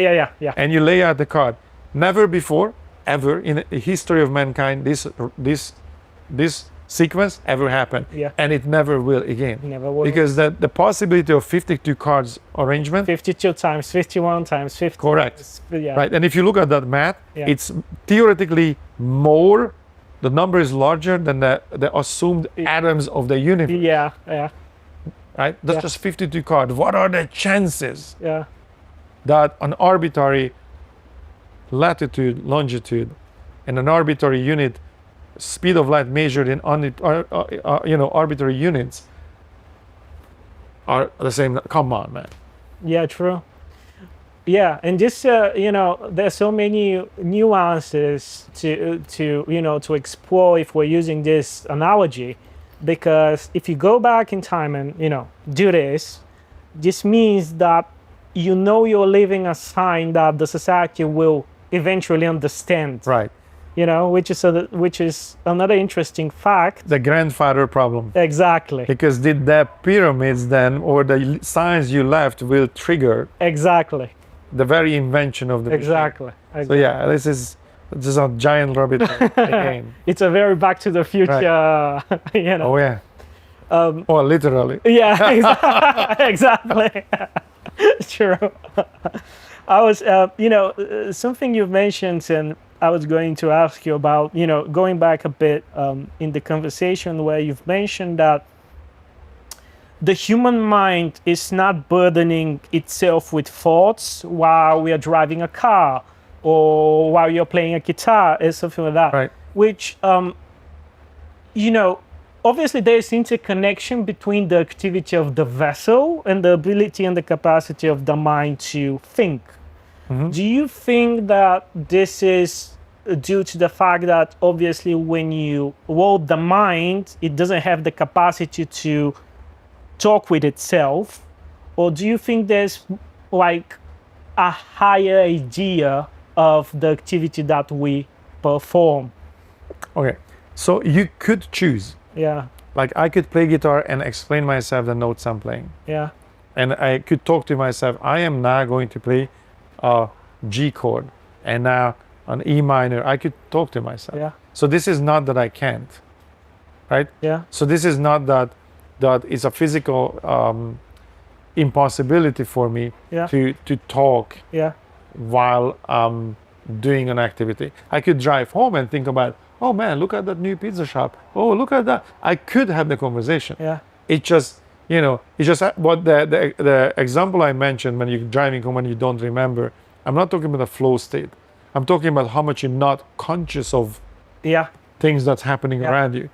You're not conscious of, thoughts are popping in your mind and you don't know where they're coming from. That was more like a connection to, living a mindful life would be like, okay, right? I'm doing this. And then I could also choose to mindfully play an instrument and know exactly what I'm doing and why I'm doing it and follow every single thing and be conscious of it. Right? So this is a choice that I am going to be in a flow state when there is silence and I use it to meditate, or I am completely at all time conscious of what I'm doing. It's a choice. So it's not an inability. It's a choice. It's almost like it's a cheat code, however, that somehow when there's a cheat code when somehow when you're doing those things, right, you find yourself in this flow state. Now, you can realize that flow state and catch yourself, oh man, I was not thinking, right? So now let's think and let's see what I'm doing. So you have a choice of being mindful and follow everything that you're doing, or the cheat code is that you can get yourself in these meditative states and flow. That's so interesting, because when you think about it, that's the foundation of escapism as a philosophical platform, Right. You do things to help you to escape the reality that is burdening you. Now, that's an interesting thing what you said. I think that you're doing things to not escape but find reality. Oh, see what I mean? Because we're using it as a negative term, because we're using escapism, meaning like, oh, things are difficult, therefore I'm going to escape because I don't want to deal with that. I think that's not really what is happening. What is happening is that you are going into a place where there is reality. And if I want to connect it to the escapist, it's because in the normal mind state, when you use your logic and the words you learn, you can't solve a problem. You have to go somewhere where you can, and it will be outside of your little box where the words are. So you have to escape the box. So you're not escaping the problem, you're escaping your prison of the human, whatever language you speak. Because within that language, within that box, you can't solve a problem. So I have to go somewhere where I can, and that has to be a flow state of some kind, where my mind is not bogged down by the filters we talked about that you created, and not bogged down by the language that has a limited number of words, a limited number of concepts, right? Wow. So if I have to come up with a solution that I cannot solve with my logic and my language and drawing equations and figuring things out and strategize, if I can't solve that, then that means I have to find the answer somewhere outside of this box. I have to escape the method, and the method is logically thinking and thinking in a language. That's the method. I have to escape the method, not the problem. That's, and this ties up so beautifully, and a scientist who likes to say, elegantly, in what you were mentioning earlier, in terms of that the capacity is always there, right? But it's a matter of circumstances and enabling your potential to reach it, right? Which is, I think it's a very freeing thought, to know that you are capable of doing everything that you want or you are struggling with, but it's a matter of finding the right configuration, right? Not a matter of capability. I guess that's the experiment, that that's our evolution, that we're figuring this thing out, how to, right? And so when I'm saying cheat code, the cheat code is something that happens accidentally and not consciously, right? So if I say escapism purposeful, that means I already know that I am going somewhere consciously, purposely, where the vocabulary, the language, and the filter system does not affect my thinking. So I'm purposely choosing to escape the tool set that I'm given, and try to use a tool set that's outside of this box. Then it would be escapism consciously. I'm escaping this consciously, right? The cheat code is funny because that's kind of like you start doing, I don't know, martial arts, jiu-jitsu, or you or you're doing something difficult, any kind of physical activity that's difficult and maybe even dangerous, right? So it needs your full attention. Or you play an instrument, right? You didn't do that to escape. You just did that because you were interested, but in the process you realize, like, wait a minute, if you're conscious enough, you realize I was actually in a flow state, not thinking. And there will be some results. Like, you know what, while I was doing this, I had this idea. Or I played guitar, or I did some physical activity. Yeah. And somehow you solve a problem that otherwise you couldn't solve if you were just sitting and thinking about it. And somewhere, somehow, if you make that connection of, wait a minute, my flow state got me to a place where I have an answer, then you consciously can now, oh, I'm going to escape this now, purposely. That would be escapism. Before that, it's completely accidental. True. And then it just using the cheat code that was just happened to be there, and you accidentally did that. You were just in that mind state, and but even then, there's no guarantee that you will recognize the connection, right? You might not you might not recognize that I was playing piano for 5 hours. Yeah. And then after that, I solved the problem that I didn't know how to solve before. You might not make the connection, but if you do, then you definitely become an escapist. Wow. So, okay. So let me formulate that. I guess so basically meditation is escapism, in a form of escapism. You're escaping your mind talking to you. Literally, yeah. Literally, that's the process. Yeah.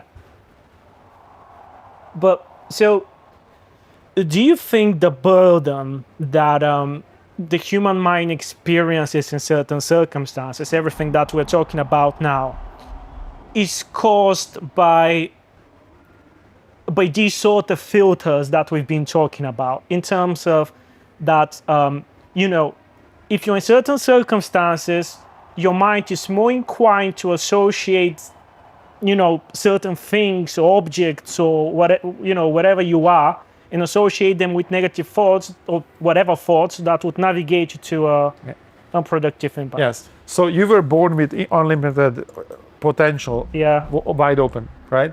And what happened, you being raised and taught was circumstantial. Yeah. Right? So that means you were born as a baby with infinite potential and an uncultivated mind, and at that moment you were high as a kite. Absolutely. And perceived everything, right? Yeah. And then your defense mechanism and your integration into the human society was dependent on where you were born. Yeah. To what parents, what circumstances, what country, where. Yeah. So right. So then you basically adopt.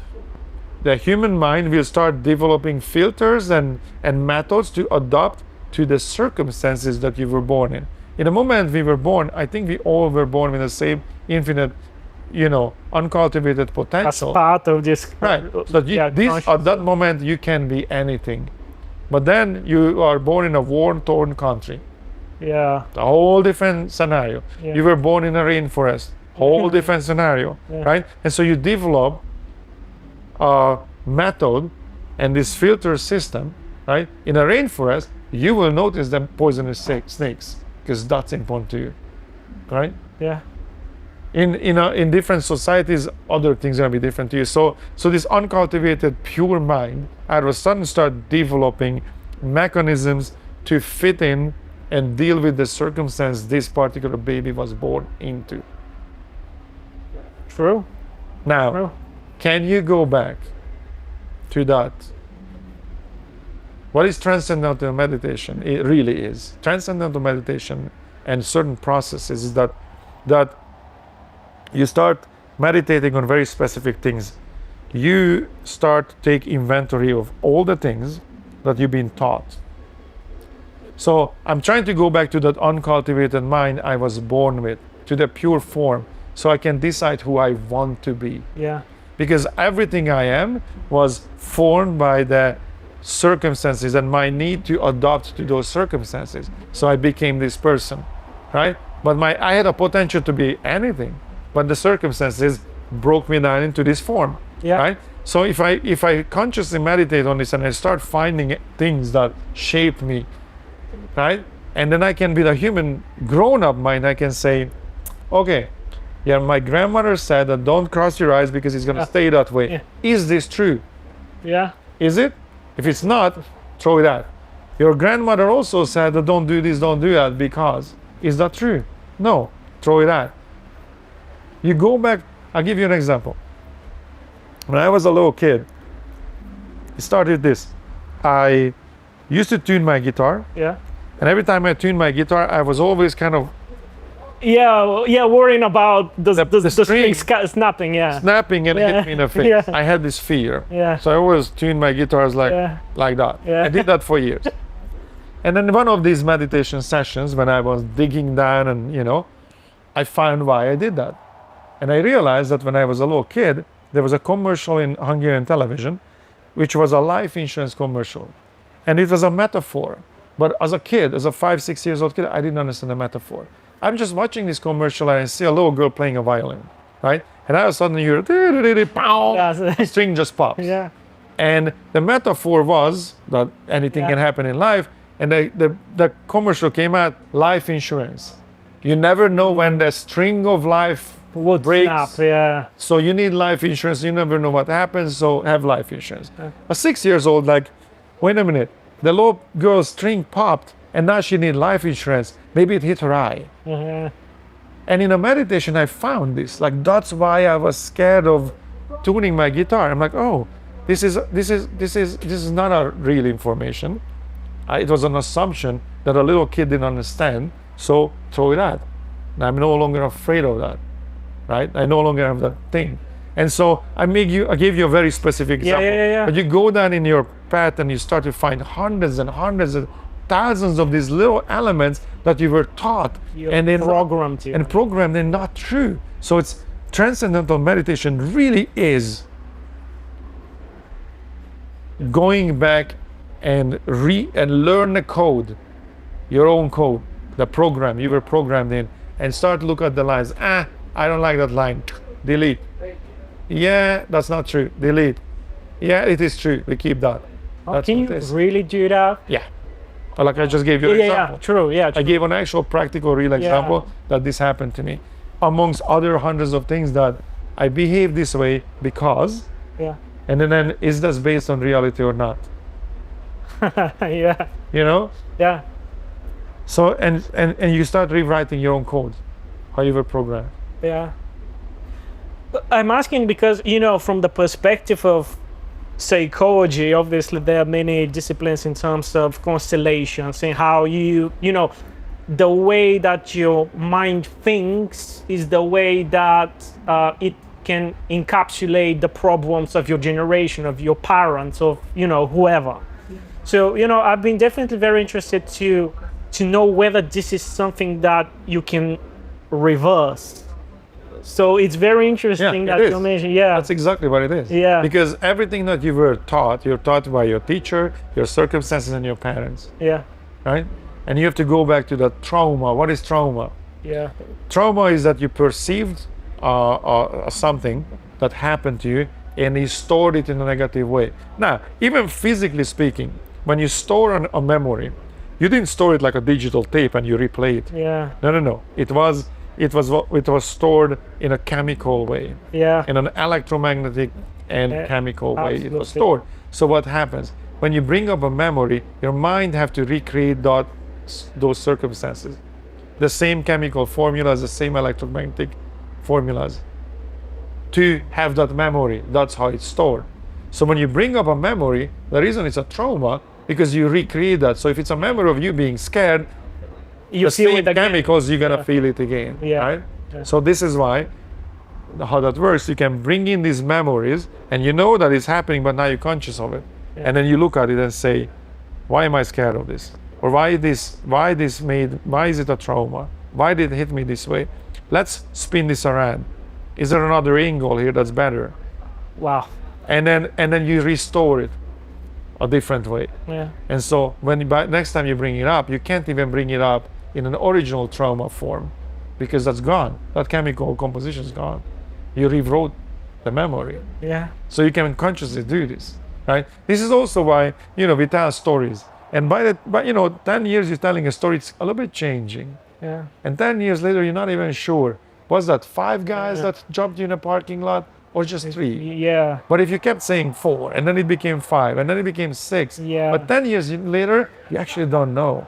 You just feel that feeling, but Right. not remember. Because you store the memory over and Yeah. over and over, and you changed it always a little bit, and it became true. Yeah. And you can't even see it any other way. Unless there is an evidence, like, hey, there's a videotape of this, Yeah. and here it is, there was only 3 guys, you know what I mean? Which is interesting because, this is actually a phenomenon that you can sort of research, because this is why, when you're a kid and you watch Home Alone and it's the best thing ever, it's Right. funny and whatever. And when you're 29 years old or whatever, Right. you watch it and you're like, well, it's not the same thing, right? Right. Yeah. Which is, perfectly explains what you were saying. It's just you remember the experience, you don't really remember the circumstance. Correct. So that's a very interesting thing to think about. Another question I wanted to double down, and I'm getting a bit back again, but obviously we've been talking about levels of civilization and levels of consciousness. Do you think our society, or rather our kind, is capable of going up into this hierarchy, or do you, and if so, what would this entail for the humankind? So, I think we are there. Okay. It's the end of childhood. Yeah. That's what I meant. Like, I think we are there. Humanity will now make a, funny to say, literally a quantum leap, Yeah. not just a, Yeah. just as an expression, right? So we are on the verge of making a quantum leap, and something is definitely is changing Yeah. on a massive scale.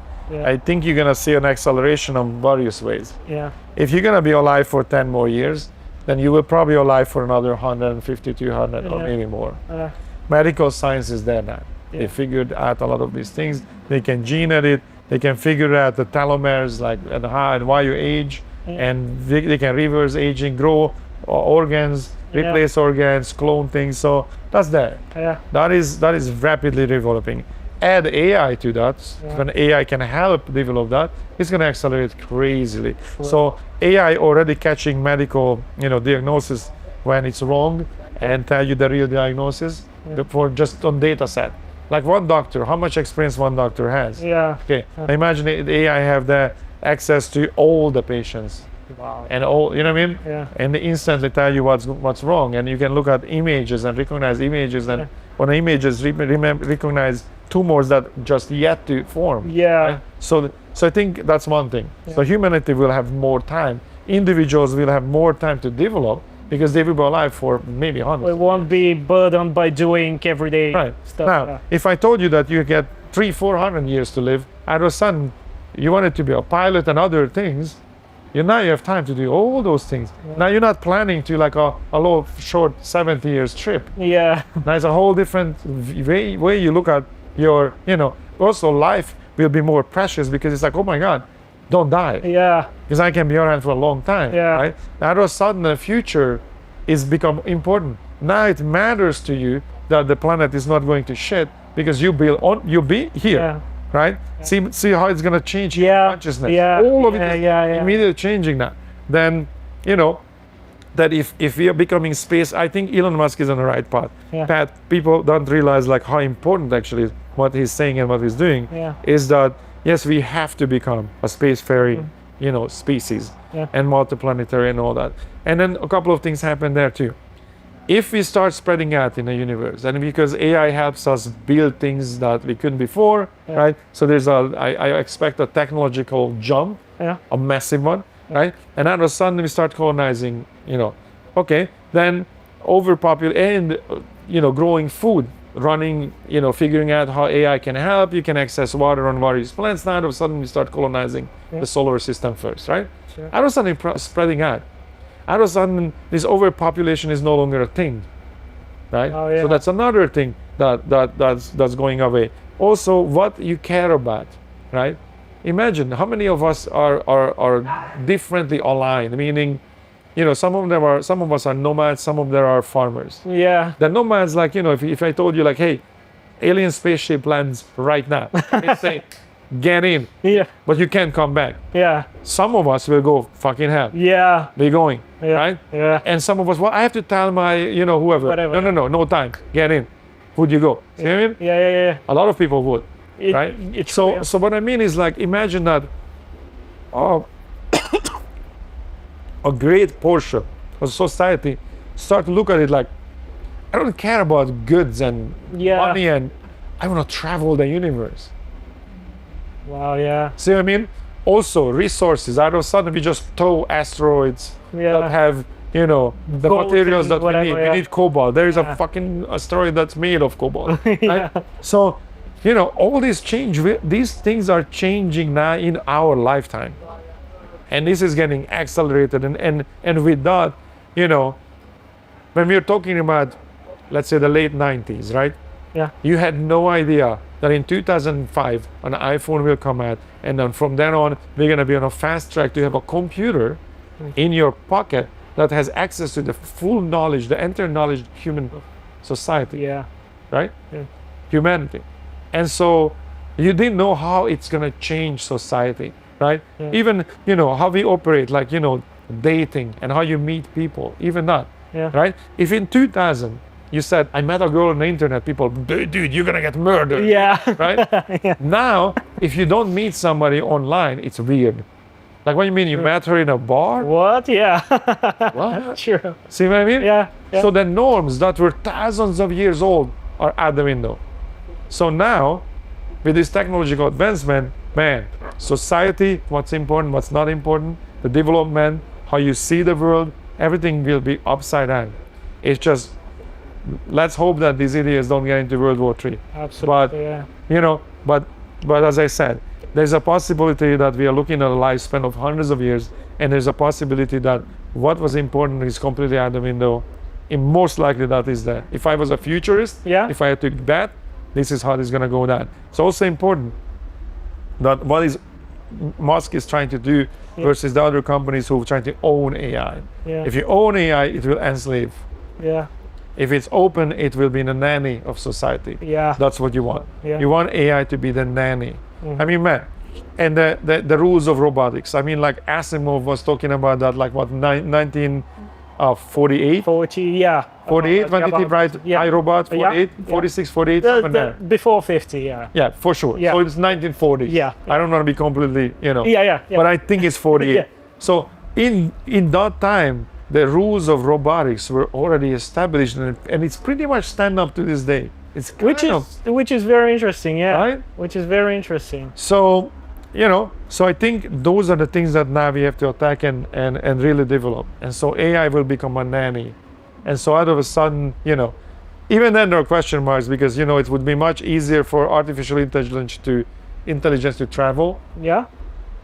Versus humans trying to travel. Yeah. Right? So even there are question marks. Yeah, but hopefully we become a species that is protected, defended by AI, because, I don't know, it's a zoo, we are rare and magical, and maybe because we have this consciousness that's connected to universal consciousness, right? Yeah. So that's our value, possibly, right?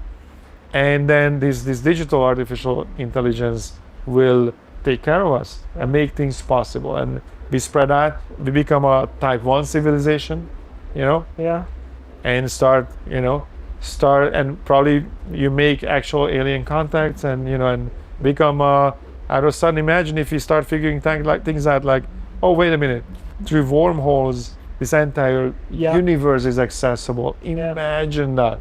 Now you're not thinking of like, oh, we don't have enough fish left in the ocean. Yeah. It's a whole different thing. It automatically switches there.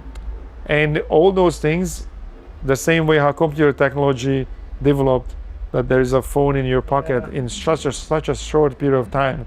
Now we have a real accelerator. That's a very fair point. So I think it's an exponential explosion of technology that we're looking at, both biology, technology, and that immediately will bring everything with it, like society and what you think is important, how you think, everything will change. Absolutely. It will happen in our lifetime.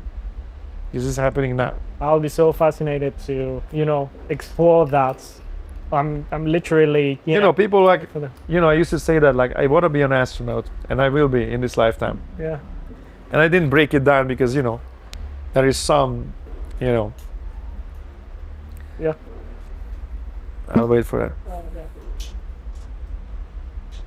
Well, actually, I could talk because because it's yours. exactly. Right. So so I didn't really break it down like what that really means. People are like, oh yeah, that's funny. You want to be an astronaut? Yeah, but I also think that I know Yeah. that we can get there. Absolutely. Either because biology, science of medical science, and understanding of biology will come to a conclusion and come to understandings that they can extend your lifespan to hundreds of years. Then it's absolutely possible that I can be an astronaut. Or or as technology will we get to this level of high level or even maybe general intelligence, Yeah. general artificial intelligence, then man, that's more intelligent than human. Then man, we're off to the races. Yeah. Then it can come through technology that it can happen, Yeah. or both can happen simultaneously. So is that a crazy thing to say? Well, if you are watching the future and you read science and you watch this, then no. Yeah. I was not thinking like I'm gonna strap myself into a rocket Yeah. the way that this is happening now. Yeah. You know what I mean? Like this will rapidly change Yeah. and very quickly. Yeah. It would be so interesting to follow that as well. By the way, do we have time? Is it okay? Yeah, I don't remember what time is it. It's what is it? 7:30. 8:30. I don't even know what time. Yeah, we good. I mean, No, we good. at any point Yeah. you'd want, just let me know. I would, I can talk with you about this topic so much, but I wanted to touch on something completely different that Right. we didn't manage to do the last time, because it would be, a bit of a drastic change either way. But I've been following everything that you're doing, with Brazilian Jiu-Jitsu and Right. obviously the deal with UFC. Mm-hmm. And, I think that's so inspiring that you even have the capacity to emotionally invest yourself in another venture of this Right. caliber. Right. So I'm just interested to hear your thoughts on why do you feel so connected with Jiu-Jitsu, and really like, how did you find the energy to achieve this level of success in a completely other sphere? So martial arts Yeah. and martial arts in general Yeah. is a game changer from a perspective that it rewires your mind, Okay. right? And it doesn't matter what age you start. When you start, it's some physiological change is going to happen. And I'm not just talking about that you're gonna get strong, Yeah. you're gonna be able to defend yourself and others, and you start to develop this self-confidence, and you walk around in the world of Yeah. somebody who's capable, Yeah. who is capable of extreme violence, right? Yeah. Not that you're doing it because you're in control. That's what makes you a martial artist. You're not a fighter, you're not a brawler. Yeah. You're a martial artist because you also know what you're capable of. So therefore you have it under control. Yeah. Right? So this is the idea of that. You want to be a warrior poet, Oh, right? Yeah. You want to be somebody who can. Yeah. You know the saying that you want to be a warrior in the garden, not a gardener in a war. Right? So you want to become this, and it's definitely change who you are, the way you walk around, and there's a self-confidence, the way you talk. That's all can come from martial art. But there's this underlying change, and that's, again, you're attaining the principles of martial arts, Yeah. and so it changes your fundamental behavior and your beliefs in some way. Like Yeah. you gotta be a righteous person, Yeah. all those comes with it. But if I want to break it down, think about this. Eventually, you're gonna have to spar. Yeah. So technically, fight Yeah. another person. Yes. And at that moment, some things start happening to you, like adrenaline, nervous, Yeah. all that thing is coming, Yeah. right? So first and foremost, now you have to figure out how to control that. You have to control your body, your breathing, Emotions, your emotions, all those things, right? So that's physical control of your body and your adrenaline, right? And that means technically, if I translate that in physical life, how many times you're in stress or weird things are happening live, and you know how to deal with that because you're doing it in martial arts all the time. Yeah. Then next thing, this thing that's gonna happen now, you're gonna have to spar, is gonna happen now, right now, not tomorrow, not after tomorrow, it's now. So you're gonna have to learn to accept the inevitable and not procrastinate and shove things under the carpet. It's going to happen now. Accept it. To face it. Deal with it. Yeah. Face it. Yeah. So now it's another trait that changed. Yeah. Now you will understand that you're gonna find this person. No coach can help you. No friends can help you. You and the other guy. You are now developing self-reliance, right? Yeah. And then you're gonna be in an uncomfortable situation that you have to deal with. You have to become comfortable in uncomfortable positions and situations. Every one of these things in real life happens in other ways, right? Stress and a form of stress and a form of difficult situations and in jobs and job promotions, all this happening, right? But in martial arts, you're very quietly developing these things without actually even realizing that you are developing it. Then you start to figure out, like, eventually you start liking it because you're getting good. Yeah. So when you're getting good, then it's like, ooh, I wonder if I can win over that big guy. Yeah. So then what that means is that otherwise, if somebody said you have to fight that big guy in a normal life, oh my God, that's bad. And okay, for you to win, you have to beat that big guy. That's a big obstacle. A martial artist doesn't look at it as an obstacle, it's a challenge. Oh, wow. It's a big difference in your. Wow. So you get separated from a different way of thinking. And I'm thinking, can I beat that big guy? Can I use my technique, my perseverance, my logic, my, you know what I mean, my human body chess game? And you get into breathing. your problem-solving stage rather than. And so I'm problem solving. I'm not scared. I'm handling my adrenaline, and I'm trying to beat a much bigger dude than I am. And I also developed something that it looks impossible. So I'm also learning how to deal with the seemingly impossible things, but I'm trying to do it, right? So see how this is completely start rewriting the code, how you think. And every big difficult thing now is a challenge. Can I do it, right? And so out of sudden, now take a martial artist that acquired these way of thinking and throw him in life. People that are scared of things to him, like, oh, you're telling me this is impossible? Oh man, just watch me. Because it's a challenge now, right? And then the next level, when you start mastering martial arts, right? And you find yourself in difficult situation, just like you would in life. And I got caught in a difficult situation. I have the decisions to make really rapidly. Is it a moment when I can't escape it and absolutely screwed? I have to accept defeat. And I will accept defeat and I will tap, so I got to live and restart and go back and learn and try again. Oh. Or will I fight and force and lose and break something that will injure me? See what I mean? So you have to be conscious of that. So now you develop the threat assessment level of sometimes you have to fight another, give up the ego. Yeah. If you don't give up your ego, you're gonna get hurt and you're out. But I am gonna give up my ego, I'm gonna lose this fight, I'm gonna tap out, and I'm gonna go back to the drawing board and think again and learn something and figure this out. You attain that. Or I'm like, you know what? I think I can get out of this. And I'm gonna fight and try to figure out to get out of this. And then when you get even better, I'm like, it looks bad. But I think it's not just I can get out of it, I can use this position against him. So now you're in a crisis solving mode. When a crisis happens, there's a saying, don't let a good crisis go to waste. Nice. That's what it is. Now you're in a crisis solving level. It's a crisis. I'm fucked. I'm caught. But I'm gonna figure out a way to use this seemingly bad position against my opponent and still win. See what I mean? Yeah. Now take all that what I just said and throw this into civilian life. And what you're gonna get is a hardcore, moving forward, not scared of shit entrepreneur that is here to win. And all of a sudden you have this different mindset. This world is not happening to me, man. Yeah. I'm not here and this is all coming at me. No, motherfuckers, I am happening to this world. You have to deal with me. I'm coming. Yeah. I'm coming. I'm getting up in the morning and I'm doing this. I am coming. right? And then you attain this drive of like, hey, this world was here before me.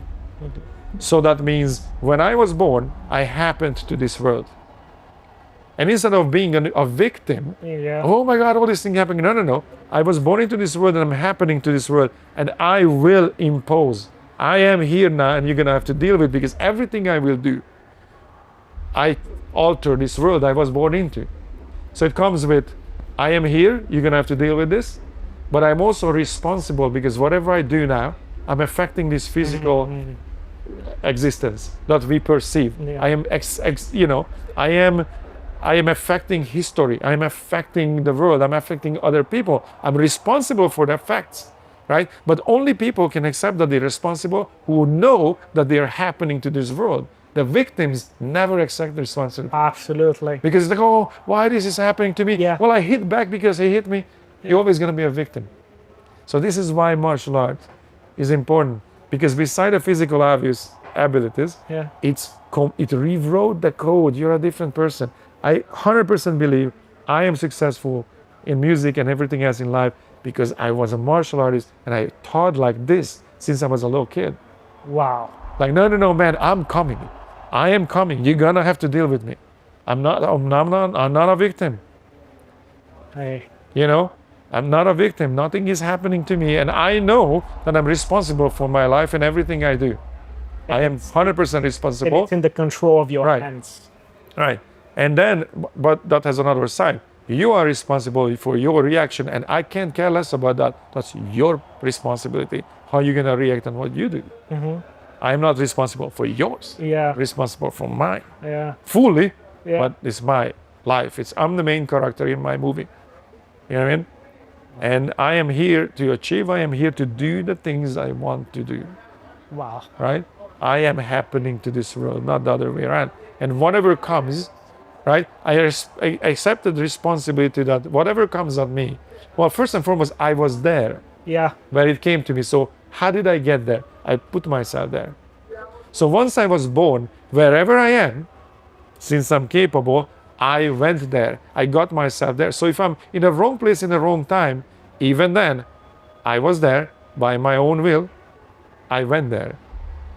I should have known. I wasn't prepared. Wrong place, wrong time. Nothing just comes out of nowhere and happens to you. Also, there are signs. You should recognize that. You should have the situational awareness, like maybe don't walk down this alley. Looks kind of shady. If you chose to do that, then now you're there. And you chose that. Your responsibility. That's like, oh my God, I got mud. No. You walk down an alley, right? So you're always responsible. You're fully responsible for your life. You know, I've always had the impression, and I've been dealing with sports, and I know this sort of mental effect that it can have on you in the way you think, especially on the sense of discipline and self-responsibility, which I think it's very important. And I'm very glad that you've mentioned it, because I don't get people who are always trying to find a reason for their lack of success. Right. For me, this is such a big lack of character that is almost off-putting me. Right. I thought that this is the situation with martial arts as well, but I really wanted to hear your thoughts, because I knew you would be able to explain its effect on mentality and on the mindset of a person in a very cohesive way. Have you started doing martial arts first or doing guitar first? Martial arts. Martial arts first? Yeah. Wow. I started martial arts when I was 9. Oh, wow. But but again, we grew up in these circumstances. So like in America, this would be inconceivable. But I'm pretty sure you live the same life. Like my parents showed me where the kindergarten was, and I walked myself there. I was 4 years old. I'm a 4 years old kid walking a mile. Wow. Almost 2 kilometers to kindergarten. And I'm 4 years old. It's completely normal. And then when I'm done, I walk myself home. And after that, I went to school when I was 7 years old. My parents showed me where the school was one time. And in the morning, it was like, all right, dude, walk yourself to the school. And my dad would tell me like, hey, school is different than kindergarten. There will be fighting. You're 7. There will be kids that are 14. They're gonna mess with you, and that's just how life is. Suck it up. Yeah. Don't come home crying, because I'll kick your ass too. You fight. You fight and you defend yourself, and whatever it takes. Yeah. And then there you go, son. Send me off, right? Wow. So even with our martial arts, we already kind of we were raised differently. We were little pit bulls already, right? Yeah. And then because the educational system, right? The educational system was completely bureaucratic, because there's no private sector. That means you can't, drop out of school and start a cookie factory and become a billionaire. That's not a possibility. Yeah. It's a bureaucratic system. You go as far as your education lets you, right? Yeah. Okay. And it was the same in Bulgaria. Absolutely. Like in Hungary. Yeah. But when you're 10 years old, you realize, like, man, if I don't have a 4.0 average grade, I can't even go to a high school. High school was a privilege. Not like you going to high school. No. When you reached 14 years old and your average grade wasn't a 4.0 at least, you can't even apply to go to high school. You're gonna go to a trade school for 3 years, and you're gonna fix refrigerators or whatever the hell. You're not gonna have a high school education. If you are 4.0, then they put you to all kind of tests, and the best will make it. And then there were not enough seats, so whoever wasn't good enough just couldn't get a high school education. Yeah. And you go to high school, but they can kick you out at any given moment. And you're back to the streets, and you're back to having no education. And same thing there. You gotta bring 4.0 so you can apply to college. Right, or university, right? If you don't have 4.0, they won't even talk to you, right? And even then, test, and only the best gets in, right? We knew that when we were 10. I was an adult when I was 10. I knew that, man, I can screw up. Yeah. If I screw up now, I'm gonna sweep the streets for the rest of my life. It's very funny that people in the Western countries don't understand the constant pressure that you are put from this day and age. Right. Because your father is saying, if you screw up, you won't have a job, you won't have money, you won't find a wife, you won't have a family, And so you have to be constantly on the edge and on your toes. So yeah. But when you start when you're a kid, you're a Spartan. Yeah. Like we were warriors, man. We were like little pit bulls, and I gotta. I went to school. After school, I signed myself up to judo. I played football. Yeah. I played football.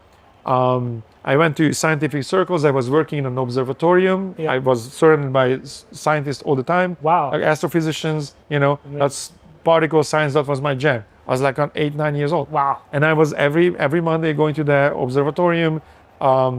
Then other days on the weekends, I would take off with there was a circle that they were mountain climber archaeologists, and we would descend into caves digging up dinosaurs, and I'm like a kid, and I'm all strapped up and fucking digging up dinosaur bones.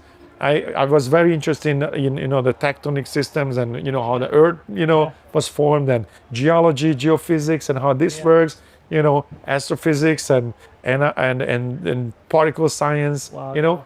So I booked myself up that I went to school at 8, and I fall in bed like at midnight, and I was busy because I knew, like, man, if I want to break out of here, I have to be smarter, faster, stronger than anybody else. I read hundreds of books every week. At least I read 2 books. Yeah. There's no way that I'm not just devouring. The second I could learn, I could read, I was just and we had to learn. We had to read these books that the school will give us, like the same, and I'm like, no. Yeah. I was reading scientific books. I'm like, I'm not gonna read about cowboys and Indians and dumb shit. These novels. I'm like, no. I'm reading science. So so even though if I wasn't a martial artist, right, I already lived this way anyway. Yeah. Like it was already. You have the mentality either way. Yeah. So we've never talked about books, actually. I'd be interested to hear, like, what would you say are some of your, I guess favorite is not the right word, but I guess books that you believe had a crucial role in shaping the personality that you have. Okay, so when I was 12 years old, I had an out-of-body experience in an accident. Yeah. And in that out-of-body experience, I never said anything to anyone, right? It was very vivid. And I hit my head, I hit a truck with my little bicycle. Yeah. And so I didn't say anything to anyone, but it immediately sent me down the path like, what the hell happened? Didn't tell my parents, didn't tell anyone. Because I'm like, people are going to think I'm crazy. This is what happens here, yeah. Okay. So I went to the libraries and immediately started to dig down like, what the hell happened? And I want to talk to the librarian. I want to read books about what happens when we die and is there anything like that? And so I started to find books, and the Google at the time was the footnotes. Yeah. So I would say, oh, they took the excerpts of this book. Let's find that book. Yes. And so by the time I was like 13, 14, I was knee deep into yoga, Kriya yoga, Eastern philosophy, Buddhism. I was like going down the path. Wow. Right? So I was meditating already as a 12 years old kid, and I'm doing all that stuff. And anything that was translated to Hungarian, at least, I could devour. I was reading those kind of books. Science, but I had massive arguments with my professors because I was going to a math specific school. Yeah. I have 2-3 math classes daily, right? And I had a massive, arguments about, existence, and, I would challenge, the pillars of their reality. Understanding, yeah. Right. Like, every number can be divided by 2. Yeah. Really? Yeah. Yeah, theoretically, yes. Practically, no. Practically, no, yeah. Practically, no, because, and I could have been nicer, but, a professor like, hey, by your theory, I can't punch you in the face. So if I do, can I tell the principal that it's mathematically impossible that I can punch you in the face because I could never close the distance? Exactly. Yeah. The number would be just difference more, and they would be throw me out of class. I mean, or when they were talking about irrational numbers and a pi and the circles, I'm like, this the reason you don't understand because there is no circle. Yeah. And like, what do you mean there's no circle? Like, you can't challenge a circle. Well, yes, I can. Of course you can, yeah. It's like, here's a circle. Start to cut it up to pies. Yeah. Smaller pies. What is the smallest pie? The smallest pie gonna be so narrow that the smallest two particles gonna be close to each other. Absolutely. Planks, right? Yeah. That's the smallest particle. Yeah. Between the 2 planks, there's a straight fucking line. Yeah. That means this is a triangle. Yeah. So that means this circle is made of the smallest triangle that possible. Absolutely. The universe is built of tetrahedrons. We say the tetrahedrons, right? Yeah. Because that's stackable and it makes sense. Absolutely. So the structure of space is tetrahedrons. Yeah. If you build computer games, they build tetrahedrons. They have to. Yeah. So I would have these arguments and I would keep being thrown out. I was like, right, fuck it. So I gave up on science because this is why. Because I'm like, okay, I'm done. You guys don't get it. Yeah. And I was out. And then, but I went down this path instead, spirituality, and, And then when I've been to America, once I spoke English because I had to learn English in America. Yeah. I would be in Barnes and Noble's reading all the time. So I'd read Carlos Castaneda. I don't know if you know. Yeah, sure. The entire body of Carlos Castaneda. Anything he ever wrote, I read at least 3 times. Wow. At least. So I went down that path. You pull up anything from Avi is the Dhammapada or autobiography or Yogi, the typical books. Yeah. Everything that was written, I read all those. Then, there are the Avi's, the 4 agreements, and, there's a bunch of these books that I read all those. But then I was finding books on Kriya Yoga, which is the mental part of yoga, right? And Tantric Buddhism. And then I barreled down the path of that. And I started to get books that were literally hand printed in North India, really bad English, right? And so, so I kind of went, I still read various books and I read, scientific papers and even white papers about technology and scientific papers about, particle science and quantum physics, string theory, all that shit. But the main line is the spiritual books. Because I started to figure out that these people knew things hundreds, some thousands of years ago, that right now science just starts proving. Absolutely. You know what I mean? Yeah. And so the main influence is like that. I mean, Carlos Castaneda definitely massively influenced me, but I couldn't really pick like one book because I would jump in like, okay, Hinduism, yogis and yogic sciences, right? And everything that was written there. Then, then you can read the Tao and you can read some of that, Art of War, all those kind of things. Yeah. Then you can read the Japanese thoughts, Musashi, a Book of 5 Rings, things like that. I read all that stuff, right? Anything I find on that, the art of the samurai, right? And the way they were thinking, read all those, right? And so I was just barreling down, like, okay, get this. Now, this circle of Eastern philosophy. And then I split up, like, then there is obviously the Tibetan stuff. Yeah. There is the Hindi stuff. Yeah. Then there is more like the ancient Chinese thought, right? Yeah. Confucius. There is the Tao. There's, what I mean? Then there's Art of War. Then there's the Japanese thought, is a very different one. Yeah. But all these things kind of overlap. So I read all those. Then Mesoamerican philosophy. Then I barreled down after Carlos Castaneda. I was like, okay, I need to know everything about this. Yeah. And then he's talking about the Toltecs. Yeah. And then you start to figure out, like, okay, let me go on. And then you start to find these other books. Yeah. Like there are other writers who wrote a bunch of stuff. So I start to pick up those things, So that I don't have and I read so many books. Yeah. I don't have like one. This was the book. Yeah. Because I picked up things from everything, and then I overlapped them. Okay, cross-reference. and then say like, okay, this, because there's the Egyptian Book of the Dead, Yeah. very hard read, and there's the Book of the Dead, Yeah. the Tibetan one, Yeah. also very hard read. Yeah. It's like, what? But still, I'm like, read. You need to know it. You need to know it. Let's read it. So I read all those things too, and then I started to find the things that overlap, and form my own ideas of what this is, what is really happening. Yeah. And then you dive into spiritual experiences. Again, I meditate. I spend a lot of time for Sri Lankan, Hinayana monks. They are very traditional. Yeah. Didn't really like that path. And there's the Mahayana monks that are the wider path, right? Studied that. Then I found and chased down all kind of yogis, from Sri Chinmoy to all kind of famous yogis, and I sat and meditated them because I wanted to see if they have something, right? If they can do things that are outside of the possibilities. And I have experiences where I seen things and I experienced things like, okay, this is humanly and physically not possible, and it just happened, right? So I had these various experiences, and I ended up studying with various yogis. So traveled around, I had some fairly private, but I tell you this much. I ended up finding a yogi that was a traveling yogi, Northern India, Tibet, Northern India. And I'm not the guy who's, I don't sit shotgun, man. I'm a driver. I'm here to happen to this world, right? Yeah.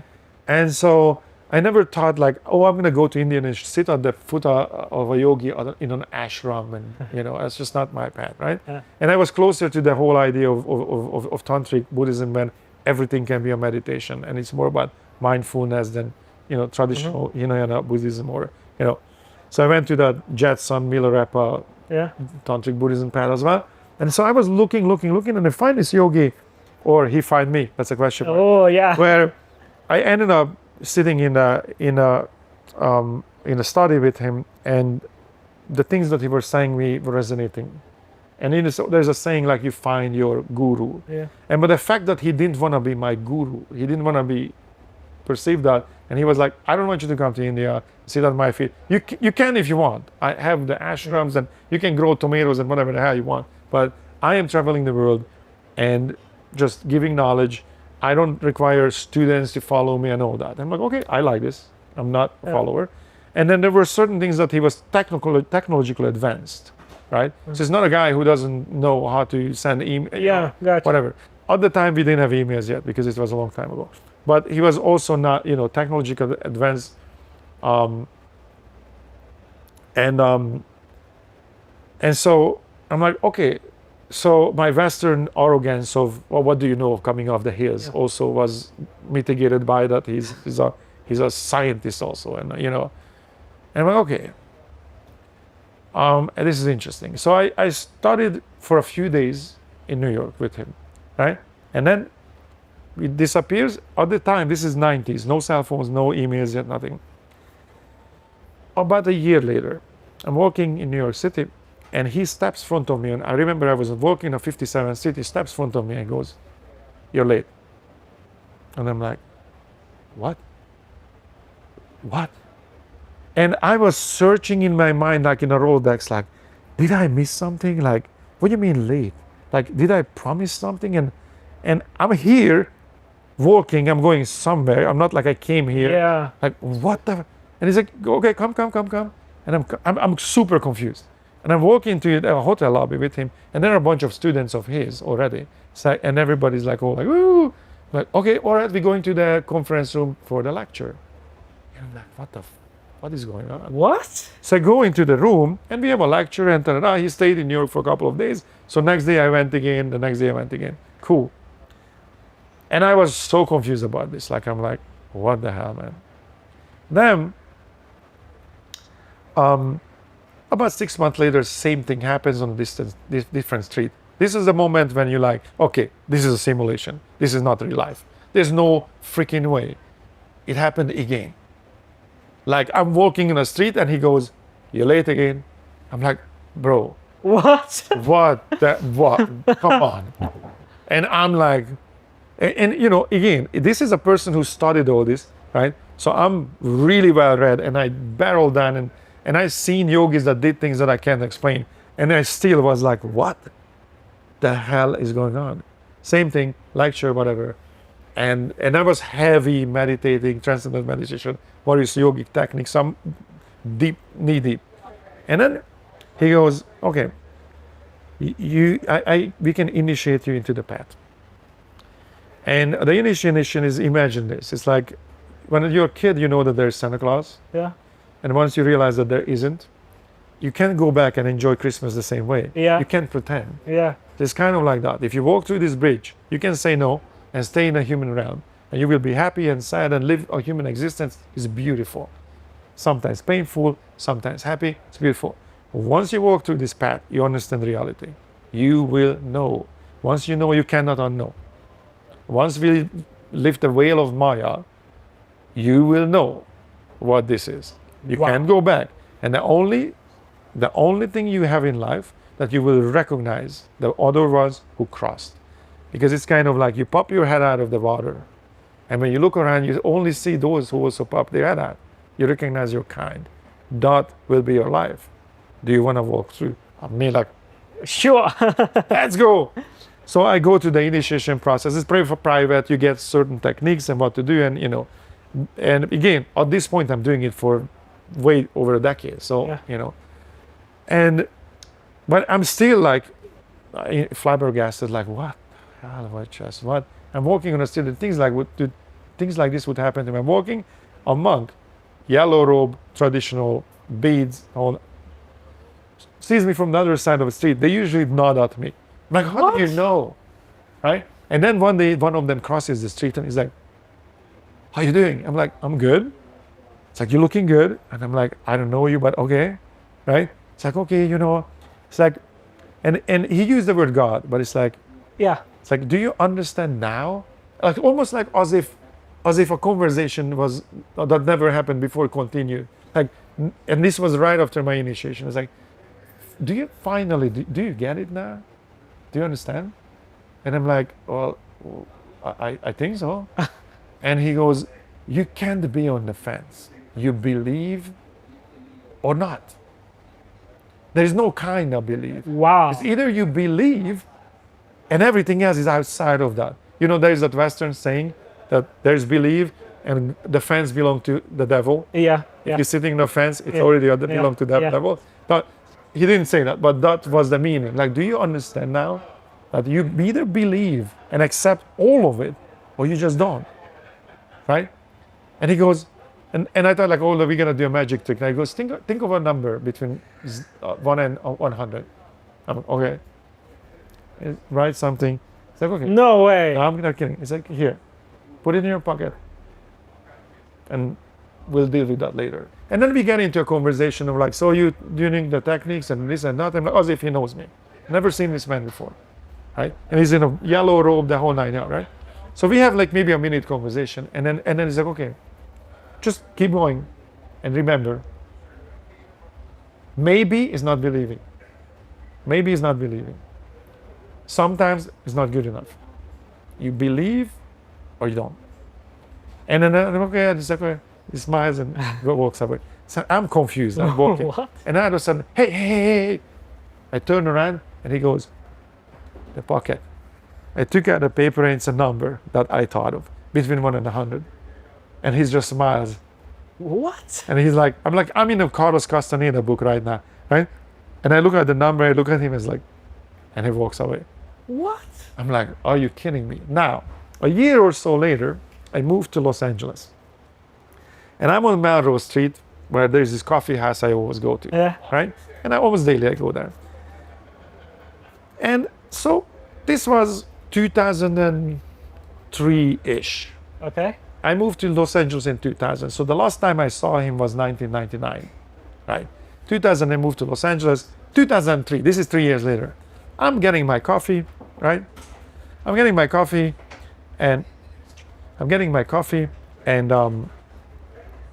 coming out of the place, and right next to this Earth Coffee I used to go to, there's a spiritual book. It has a circular window. They sell incense and spiritual books.